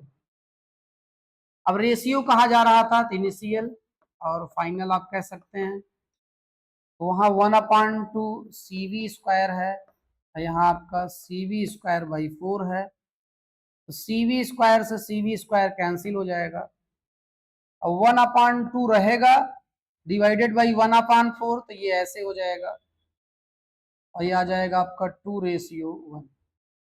इसका मतलब इनिशियल में एनर्जी ज्यादा थी, फाइनल में कम हो गई, तो आप जानते हैं फाइनल में एनर्जी कम होती ही है। ठीक है, तो ये आपका सॉल्व हो गया क्वेश्चन नंबर 50। आप बेटा देखेंगे PYQ सॉल्व करने तभी आइएगा जब आपको पूरे पूरे चैप्टर के बारे में अच्छे से नॉलेज हो, और उसके लिए आपको केवल प्लेलिस्ट में जाना है और एक्सप्लेन वीडियो को देखना है, चाहे जिस स्पीड से, केवल बातें आपको समझ में आनी चाहिए। ठीक है, तो आगे बढ़ते हैं हम लोग। 51 पे आ चुके हैं हम लोग, क्वेश्चन नंबर 51। और ये कुछ भी नहीं है, मजाक जैसा हो रहा है यहाँ पे, समझ लो। 3 फिगर, आपको फिगर में हो सकता है मामला ना दिख रहा हो, तो हम यहाँ पर दिखा दे रहे हैं।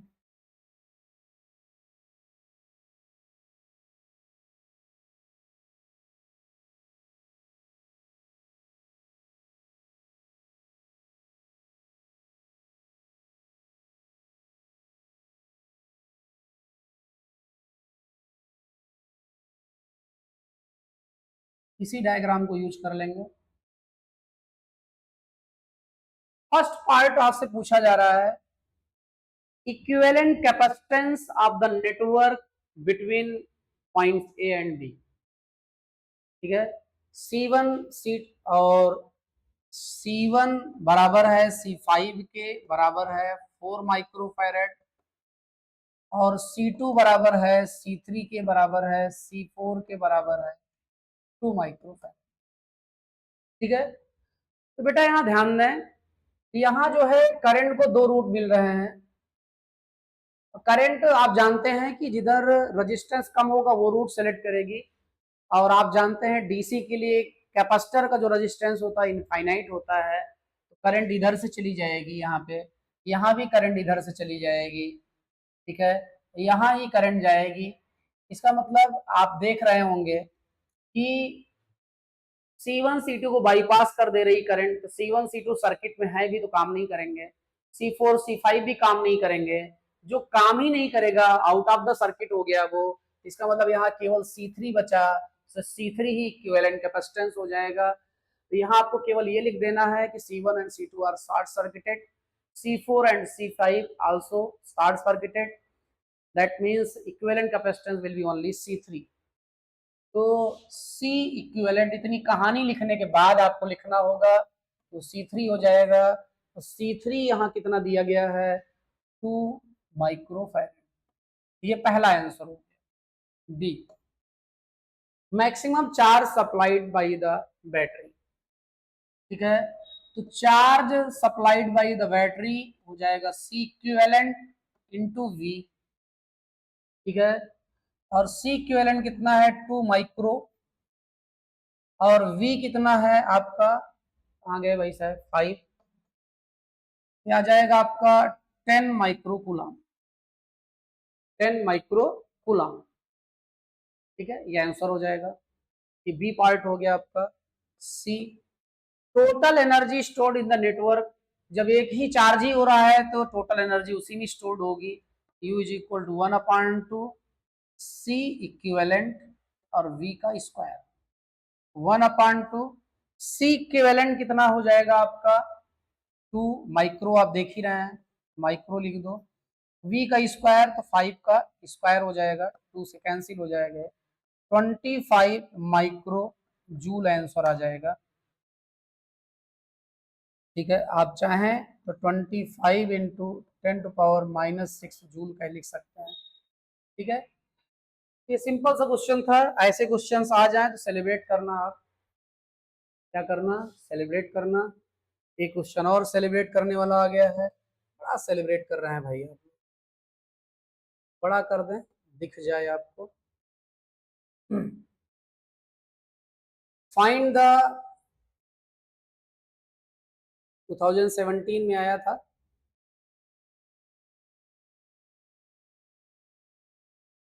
Find the equivalent capacitance between A and B. इसी को यूज कर ले रहे हैं। ए है, C1 कनेक्ट है, यहाँ P है, यहाँ पे C2 है,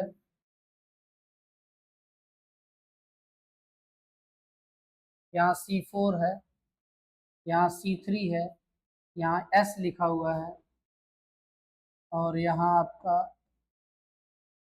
C5 है, यहाँ B। ठीक है, और यहाँ R लिखा हुआ है, यहाँ T लिखा हुआ है। अब जरा ध्यान दें, आपसे कहा जा रहा है find the equivalent capacitance between A and B, between A and B.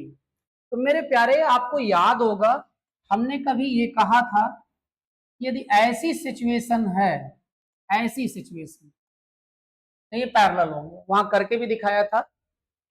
इसका मतलब P और Q के बीच में ये C2 C3 C4 ये पैरेलल होंगे, तो आपकी मॉडिफाइड सर्किट बन जाएगी।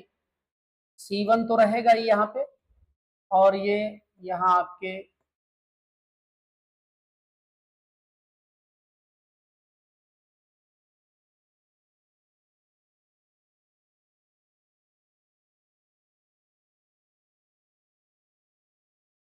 पॉइंट ए है, देख ही रहे हैं, ये पॉइंट बी है। ये आपका C2 और C3 और C4 पैरेलल में हो गया है, और C5 यहाँ लगा है। अब अगली सर्किट यहाँ बन जाएगी आपकी ए, यहाँ लिख देंगे कि C1 C1 नहीं, C2, C3 and C4 are in parallel. तो पैरेलल में आप फार्मूला जानते ही क्या चलता है, तो C2 plus C3 plus C4 हो जाएगा, ठीक है। और यहाँ वैल्यू दी गई है सबकी। Each capacitor is of 2 microfarad, सब 2 है, तो 2 प्लस 2 प्लस 2 क्या जाएगा 6। वैसे आप सोच रहे होंगे 2 तो नहीं था सर, 2 माइक्रो था, तो 2 micro plus 2 micro plus 2 micro हो जाएगा आपका 6 माइक्रो, 6 माइक्रो फैरड आ गया यहाँ पे, ठीक है। अब जो है आपका ये तो C1 था ही, ये तीनों सॉल्व होके अब C1 डैश हो गया, C1 डैश नहीं C डैश, और ये आपका C5 था ही, यहाँ बी पॉइंट था।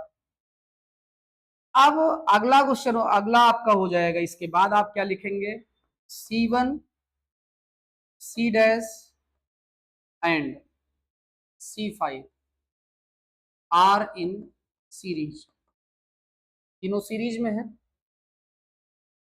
तीनों सीरीज में है, तो अब हो जाएगा C double dash 1/C1 plus 1/C dash plus 1/C5 is equal to 1/C1 कितना है 2 माइक्रो, 1/C डैश कितना है 6 माइक्रो, और 1/C5 कितना है 2 micro. 1/C double dash is equal to 6 micro, LCM हो जाएगा, तो 2 से 3 जाएगा, यहाँ 1 रहेगा, यहाँ भी 3 रहेगा, हो जाएगा 3 1 3 3 6 1 7 7/6 माइक्रो, या implies that C double dash is equal to 6/7 micro farad, और यही आंसर हो जाएगा। क्यों? क्योंकि अब ये सारे कैपेसिटर मिलके एक हो चुके हैं, इक्विवेलेंट का मतलब यही होता है कि सब हट के उसकी जगह पे एक आ जाए, तो ये आ गया आपका 6/7 माइक्रो फैरड, ये आंसर, ठीक है।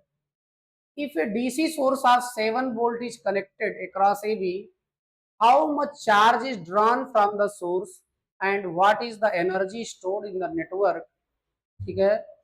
देखें जरा, इक्विवेलेंट कैपेसिटेंस आप निकाल ही चुके हैं, 6/7 क्या आया था माइक्रो, तो इक्विवेलेंट कैपेसिटेंस यहां से आया है आपका 6/7 माइक्रोफैरड। अब आपसे चार्ज पूछा जा रहा है 7 वोल्ट कनेक्ट करके, तो V बराबर 7 वोल्ट है, आप जानते हैं चार्ज इज इक्वल टू हो जाएगा आपका C इक्विवेलेंट इंटू V, तो ये है आपका 6/7 माइक्रो, और इंटू 7, 7 से 7 कैंसिल हो जाएगा, तो 6 माइक्रो कूलाम, एक आंसर हो जाएगा। फिर आपसे एनर्जी भी पूछी जा रही है, तो 1/2 C इक्विवेलेंट V का स्क्वायर हो जाएगा, 1/2 C कितना है, C है आपका 6/7 माइक्रो, V स्क्वायर मतलब 7 का स्क्वायर, ये आपका एक 7 से एक 7 कट जाएगा, ये 2 3 जा हो जाएगा, 3 7 जा 21 हो जाएगा, 21 माइक्रो जूल, ये भी एक आंसर हो जाएगा, ठीक है। तो ये क्वेश्चन नंबर आपका 52 था, सॉल्व हो गया। 53, a 12 picofarad capacitor is connected to a 50 volt battery, how much electrostatic energy is stored in the capacitor if another capacitor of 6 picofarad। पहली बात तो जो कह रहा है ये देखो पहले,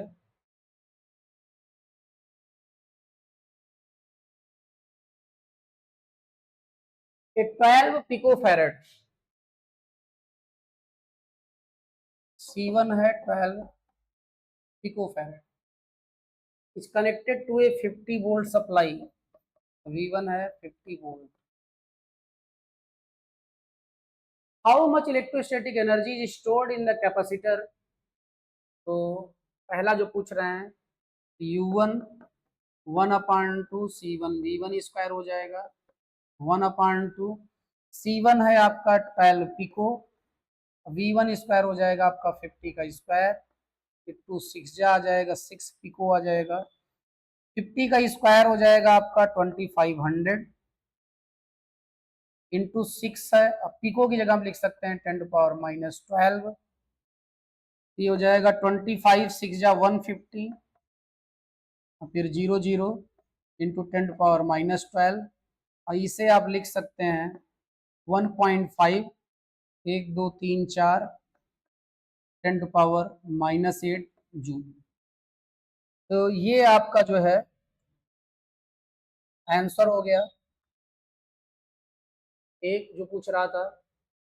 फिर इफ अनदर कैपेसिटर, एक दूसरा भी कैपेसिटर है, क्वेश्चन नंबर अभी सॉल्व कर रहे हैं हम लोग 53। If another capacitor of 6 picofarad, एक दूसरा कैपेसिटर है C2, वो है 6 picofarad, is connected in series with it with the same battery connected across the combination। ठीक है, तो सीरीज में कनेक्ट कर रहे हैं भैया वो C1 भाई साहब और C2 भाई साहब, सीरीज में कनेक्ट हो गए हैं इस सप्लाई से, 50 वोल्ट की सप्लाई से। Find the charge stored and potential difference across each capacitor, across each capacitor. तो भाई देखो, पहले दोनों सीरीज में है, दोनों की जगह में मान लो C डैश आ गया, सप्लाई कनेक्ट है 50 वोल्ट की, C डैश सीरीज में है दोनों, तो 1/C dash is equal to 1/C1 plus 1/C2, और 1/12 पिको है और प्लस 1/ ये 6 पिको है। ठीक है, C1 12 था, C2 6 है, तो मेरे प्यारे 1/C dash is equal to 12 pico ही एलसीएम हो जाएगा, तो यहाँ से 1 आ जाएगा, यहाँ से 2 आ जाएगा, 3/12 पिको 3/4 टाइम्स चला जाएगा, C dash is equal to 4 pico farad आ जाएगा। C डैश आ गया आपका 4 पिको फैरेड। ठीक है, अब आप चार्ज निकाल लेंगे, चार्ज हो जाएगा Q dash is equal to C dash into V। C dash है आपका 4 पिको और V है आपका 50, ये हो जाएगा आपका 200 पिको कूलम। ठीक है, यहाँ कहानी लिखेंगे आप, कहानी क्या लिखेंगे, as we know that in series combination charge will be same for each capacitors. ठीक है, ये लिखने के बाद आप लिख देंगे Q1 is equal to 200 pico coulomb and Q2 is equal to 200 pico coulomb. ये आंसर हो गए, चार्ज पूछा जा रहा था। फिर आपसे पोटेंशियल भी पूछा जा रहा है शायद, नहीं, find the charge stored and the potential difference, हाँ पोटेंशियल डिफरेंस भी पूछा जा रहा है। तो आप Q1 की जगह पे लिख सकते हैं, Q1 की जगह पे C1 V1 is equal to 200 तो इक्वल टू, तो V1 इज इक्वल टू हो जाएगा आपका 200/C1, ये हो जाएगा 200, C1 है आपका 200, ये पिको था, पिको पिको, C1 है आपका 12 पिको, पिको से पिको गया। ठीक है, और ये 4 3 जा जाएगा, 4 5 जा 50/3 वोल्ट आ जाएगा यहाँ पे, ये एक आंसर हो जाएगा। ठीक, और दूसरा C2V2 इसकी जगह हम लिख देंगे इज इक्वल टू 200 पिको। ठीक है, तो यहाँ आपका V2 इज इक्वल टू आ जाएगा 200 pico upon C2, 200 pico upon C2 हो जाएगा आपका कितना है, 6 पिको है, पिको से पिको कैंसिल हो जाएगा, फिर ये 3 ये 100 100/3 आ जाएगा वोल्ट। ठीक है, और इन दोनों को, ये भी एक आंसर हो जाएगा। अब इन दोनों को सम करोगे तो फिर 50 आ जाएगा, आना ही चाहिए, क्योंकि सीरीज में क्या होता है, डिस्ट्रीब्यूशन होता है। ये आपका 53 सॉल्व हो गया, आप समझ गए होंगे। आगे चलते हैं, ठीक है। अब आप ना समझे तो 10-20 सेकंड पीछे होके फिर आगे वो लिया करें, समझ जाएंगे। क्वेश्चन नंबर 54 के पास आ गए हम लोग। 54, पहले तो इसको बड़ा करें, आपको क्वेश्चन दिखे।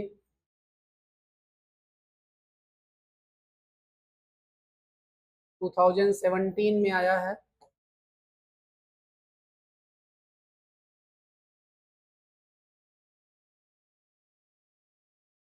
Two identical capacitors 12 picofarad each are connected in series across a battery of 50 volt. How much electrostatic energy is stored in the combination? पहले इतना सॉल्व कर लेते हैं। Question number 54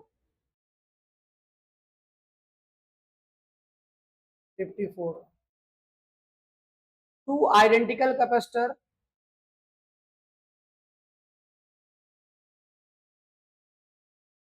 C1 is equal to कितना है, 12 picofarad. C2 भी कितना है, 12 पिकोफैरेड। कनेक्टेड इन सीरीज है, आप देख ही रहे हैं। सप्लाई कितने की है,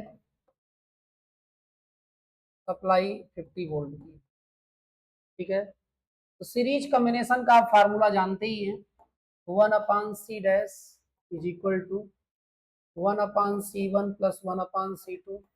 1/C1 है आपका 12 पिको, ये भी है आपका 12 पिको, ये हो जाएगा 2/12 पिको, या 1/6 पिको, या C dash is equal to 6 pico farad.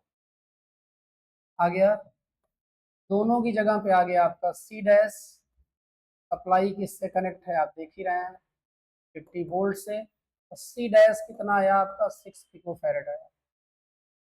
How much electrostatic energy stored in the combination, तो आप एनर्जी का फार्मूला जानते हैं, 1/2 C डैश और V का स्क्वायर हो जाएगा। 1/2 C डैश है आपका 6 पिको है, V का स्क्वायर होगा तो 50 का स्क्वायर हो जाएगा। यहाँ से 2 3 जा आ जाएगा, और ये 3 हो जाएगा, और ये हो जाएगा आपका 2500, ठीक है। और पिको भी है, यहाँ पिको भी लिख दो, 25 3 7500 पिको जूल, या 7500 इंटू 10⁻⁻12 जूल, या 7.500 इंटू 10 3 इधर आए हैं तो 3 -9 जूल, ये आंसर हो जाएगा, ठीक है, अभी तक का। If these where connected in parallel across the same battery, how much energy will be stored in the combination? तो ये चलो फिर से दूसरा पार्ट कह रहे हैं, दोनों को पैरेलल में कंबाइन कर दिया गया, कनेक्ट कर दिया गया, कर दो आप। बैटरी अब भी वही है, मतलब सोर्स वही है, 50 वोल्ट, C1 और C2। आप जानते हैं पैरेलल में चलता है आपका C1 प्लस C2, तो C1 भी है 12 पिको, वो भी है 12 पिको, हो जाएगा आपका 24 पिको, 24 पिको फैराड, ठीक है। अब एनर्जी आपसे पूछी जा रही है, एनर्जी का फार्मूला होता है 1/2 CP, वी स्क्वायर हो जाएगा। 1/2 CP है आपका 24 पिको, और वी है फिर से 50 का स्क्वायर, ये आ जाएगा आपका 12P, हो जाएगा आपका 2500 इंटू 12P, तो ये हो जाएगा आपका 00, 12×5 = 60, 0 6 12×2 = 24 36, इतना पिको का मतलब 10⁻⁻12। ये हो जाएगा आपका 3, 1 2 3 4 जाएंगे यहाँ पे, 10⁻⁻8, और क्या आ जाएगा, जूल, ठीक है। आगे energy, also find the charge drawn from the battery in each case. Charge भी पूछा है, यही पूछ लिए होते, अलग अलग पूछ रहा है। चार्ज भी पूछा है भैया हो, Q dash is equal to C dash भी हो जाएगा। C डैश आया है आपका 6 पिको, V है 50, तो 5 छंग 30, 300 पिको कूलाम चार्ज हो जाएगा। यहाँ आंसर ये हो जाएगा। और यहाँ भी आपका Q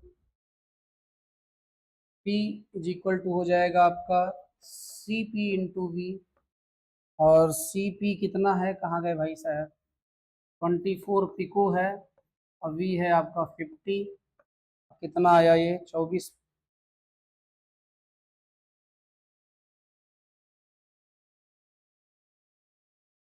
120 zero pico coulomb.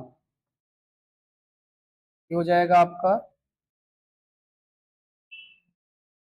1.200 into 10⁻⁻9 coulomb.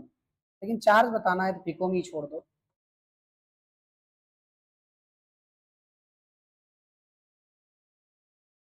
ठीक। आप देखो पैरेलल में सीरीज में कम चार्ज स्टोर हो रहा है, पैरेलल में ज्यादा। इसीलिए जब कहीं पर कैपेसिटेंस बढ़ाना होता है तब पैरेलल, क्योंकि स्टोरिंग कैपेसिटी बढ़ जाएगी वहां पे। आप एनर्जी भी देखें तो एनर्जी यहाँ 7.5 इंटू 10⁻⁻9 आई थी, यहाँ 3 इंटू 10⁻⁸ आई है।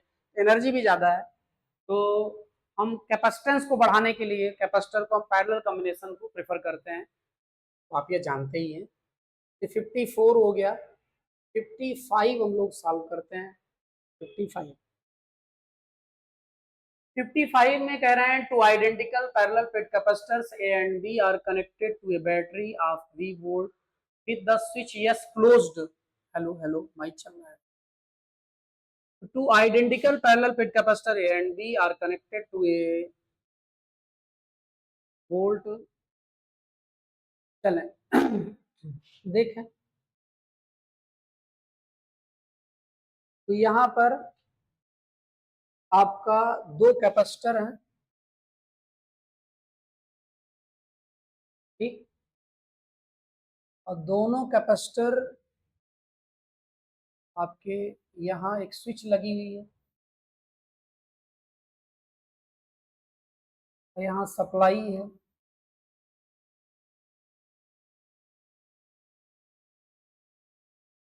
यहाँ A लिखा है, यहाँ B लिखा है, यहाँ E लिख रखे हैं, ये भी E हो गया। ये स्विच है, यहाँ AS लिखे हैं।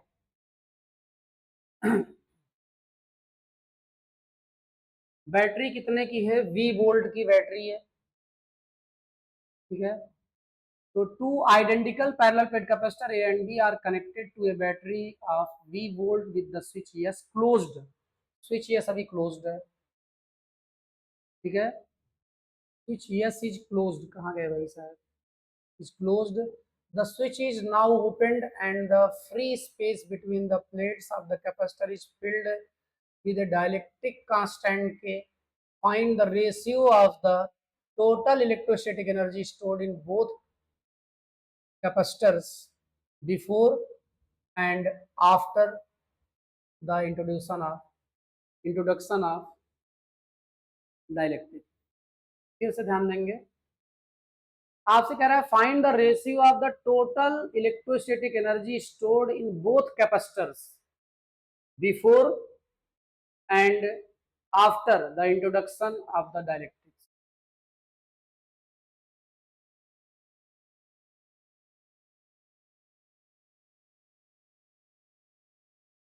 ठीक है, पहले यहाँ टोटल एनर्जी निकाल लेते हैं,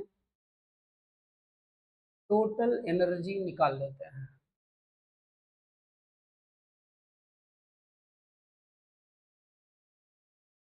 तो टू आइडेंटिकल है, C1 भी C है और C2 भी C,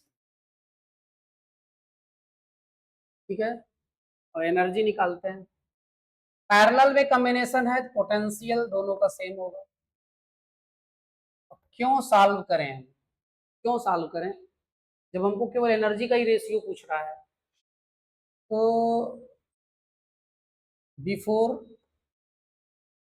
के लिए बी यूज कर रहे हैं, 1/2 C1 V1 square plus 1/2 C2V2 square या 1/2 CV square plus 1/2 CV square, ये हो जाएगा आपका CV स्क्वायर। ये बिफोर का मामला हो गया। अब आफ्टर क्या कह रहे हैं, ये प्लेट्स हैं,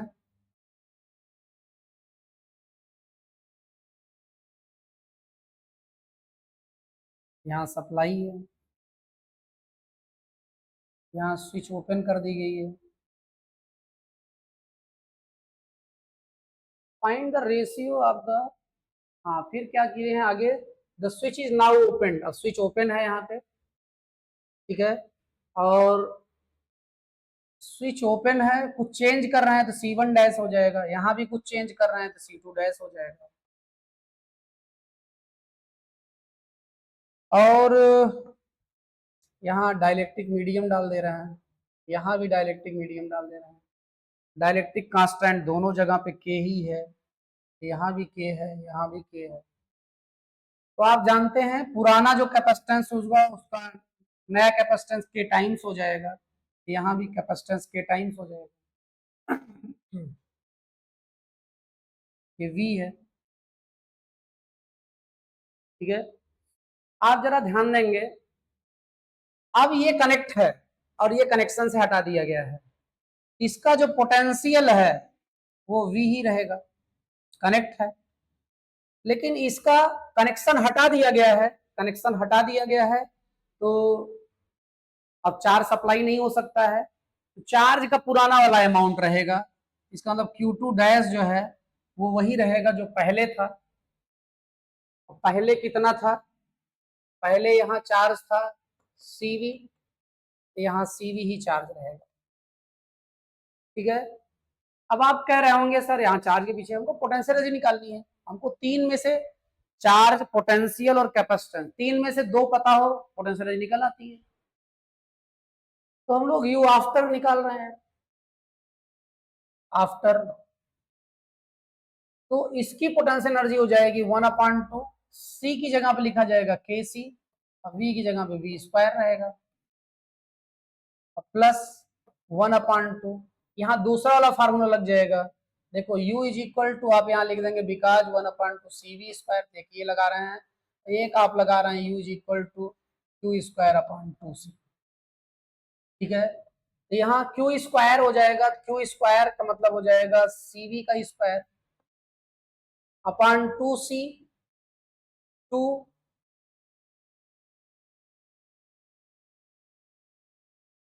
पहले ही लिखा है, 2 और C की जगह पे क्या लिखा जाएगा KC, ठीक है। ये हो जाएगा आपका KC V²/2 प्लस, यहाँ आपका एक C से एक C कैंसिल हो जाएगा, तो यहाँ CV² बचेगा, CV² और अपॉन 2 और K बचेगा, और यहाँ पर आपका CV² अपॉन 2 कॉमन है, K प्लस 1/K बचेगा। अब ध्यान देंगे,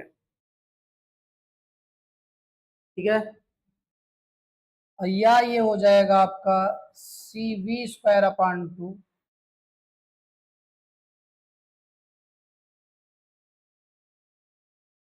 और ये हो जाएगा आपका K² plus 1 upon K। Ratio चाहिए, शुरू में जितना था बिफोर और आफ्टर रेशियो, तो CV² अपॉन हो जाएगा आपका CV² अपॉन 2 और K² plus 1 upon K। CV² से CV² कैंसिल हो जाएगा, ये ऊपर चला जाएगा तो हो जाएगा 2K अपॉन K² प्लस 1 और यही आंसर होगा, ठीक है। आगे बढ़ते हैं, question number 56, question number 56,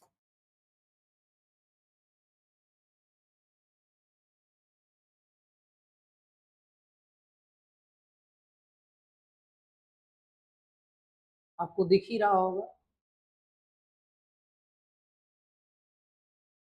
Two parallel plate capacitors X and Y have the same area of the plates and the same separation between them. X has air between the plates while Y contains a dielectric. ठीक है,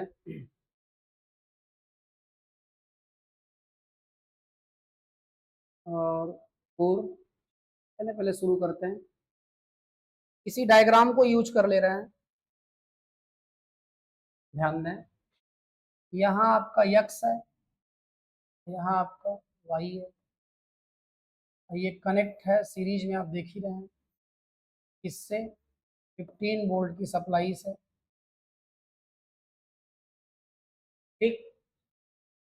अब देखो पहले सी x is equal to हो जाएगा A F silent naught upon D, और सी Y is equal to हो जाएगा के A F silent naught upon D, ठीक है। और इसको सी मान लो, ये हो जाएगा आपका के सी, या के है फोर, फोर सी हो जाएगा। सी एक्स और सी वाई की वैल्यू आ गई। अब जो पूछ रहे हैं, calculate capacitance of each capacitor if equivalent capacitance of the combination is 4 microfarad. तो इक्विवेलेंट कैपेसिटेंस को बोल रहे हैं कितना है, 4 माइक्रोफैरड है। तो आपको सी एक्स और इतनी जानकारी दे के आपसे सी एक्स पूछ रहा है कितना होगा, और सी वाई कितना होगा, यही पूछ रहा है। Calculate capacitance of each capacitor, बहुत सही। अब देखो प्यारे, ये रियली सीरीज कॉम्बिनेशन है। कैसा है, सीरीज। सीरीज में क्या चलता है आप जान ही रहे हैं। तो इक्विवेलेंट इज इक्वल टू हो जाएगा 1/C1 प्लस 1/C2। तो 1/C इक्विवेलेंट है यहाँ पे 4 माइक्रो, 1/C1 C है, और 1/C2 4 C है, ठीक है। ये आपका हो जाएगा 1/4 micro is equal to 4C LCM है, तो 4 प्लस 1, या ये हो जाएगा आपका 1/4 micro is equal to 5/4C। 4 से 4 कैंसिल हो जाएगा, तो C इज इक्वल टू आ जाएगा 5 माइक्रोफैरड। C आ गया, C आ गया 5 माइक्रोफैरड। तो यहाँ आंसर हो जाएगा आपका 5 माइक्रोफैरड। यहाँ C की वैल्यू डाल दोगे 5 माइक्रोफैरड, तो वो हो जाएगा आपका 20 माइक्रोफैरड। एक आंसर आपका ये हो गया, एक आंसर आपका ये हो गया, ठीक है।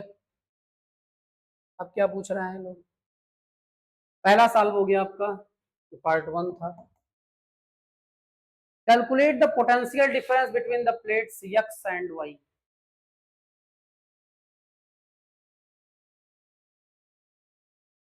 Calculate the potential difference between the plates of X and Y। X की प्लेट का पोटेंशियल डिफरेंस और Y की प्लेट का पोटेंशियल डिफरेंस। तो मेरे प्यारे देखें आप, यहाँ पर दोनों सीरीज में है, दोनों सीरीज में है। अब आप यहाँ कहानी लिखेंगे, as we know that charge on each capacitor in parallel in series combination will be same. ये कहानी लिख के आप पहले क्यू निकालेंगे। क्यू हो जाएगा आपका C equivalent into V. C equivalent कितना था आपका, क्वेश्चन में दिया गया था 4 माइक्रोफैरड था, यहाँ 4 माइक्रो लिख दें। और वी कितना है, 15 है, ये हो जाएगा आपका 60 माइक्रो कूलाम, ठीक है। तो 60 माइक्रो कूलाम आपका क्यू एक्स भी हो जाएगा 60 माइक्रो कूलाम, और क्यू वाई भी आपका हो जाएगा 60 माइक्रो कूलाम। क्यू एक्स को आप लिख सकते हैं C X into V X is equal to 60 micro coulomb. इसको सॉल्व करोगे आप, तो V X is equal to आ जाएगा आपका 60 micro upon C X. 60 micro upon C X कितना आया था आपका, 5 माइक्रो आया था। 5 माइक्रो, माइक्रो से माइक्रो कैंसिल हो जाएगा, 5 से यहाँ 12 आ जाएगा, तो 12 वोल्ट आंसर आ गया एक आपका, ये आंसर हो गया। ऐसे ही यहाँ भी आप कर सकते हैं, C Y into V Y,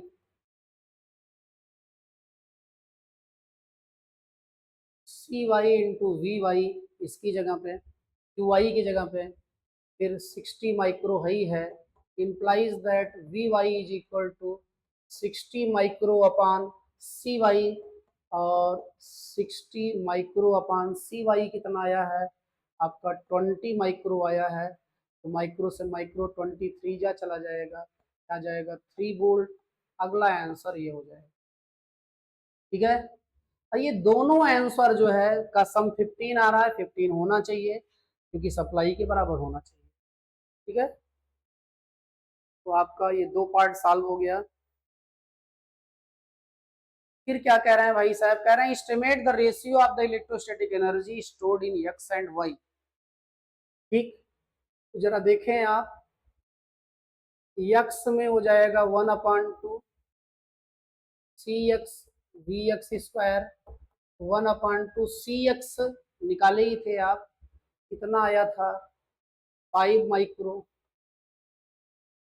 और वी एक्स कितना आया है 12, तो 12 का स्क्वायर हो जाएगा, तो इसको हम लिख सकते हैं 12 इंटू 12 इंटू 5 माइक्रो अपान 2, 2 6 जा, और ये हो जाएगा आपका 12×5 60 और 60 6 360, 360 माइक्रो जूल आंसर हो जाएगा। ऐसे ही वी वाई यू वाई निकालेंगे तो 1/2 सी वाई वी वाई का स्क्वायर हो जाएगा, 1/2 सी वाई था आपका 20 माइक्रो, और ये है आपका 3 का स्क्वायर है, तो 2 से आपका 10 माइक्रो आ जाएगा, 3 3 जा 9, 9 10 जा 90, 90 माइक्रो जूल आंसर आ जाएगा आपका अगला वाला। एक आंसर ये हो जाएगा, एक आंसर आपका ये हो गया, ये थर्ड पार्ट भी सॉल्व हो गया आपका।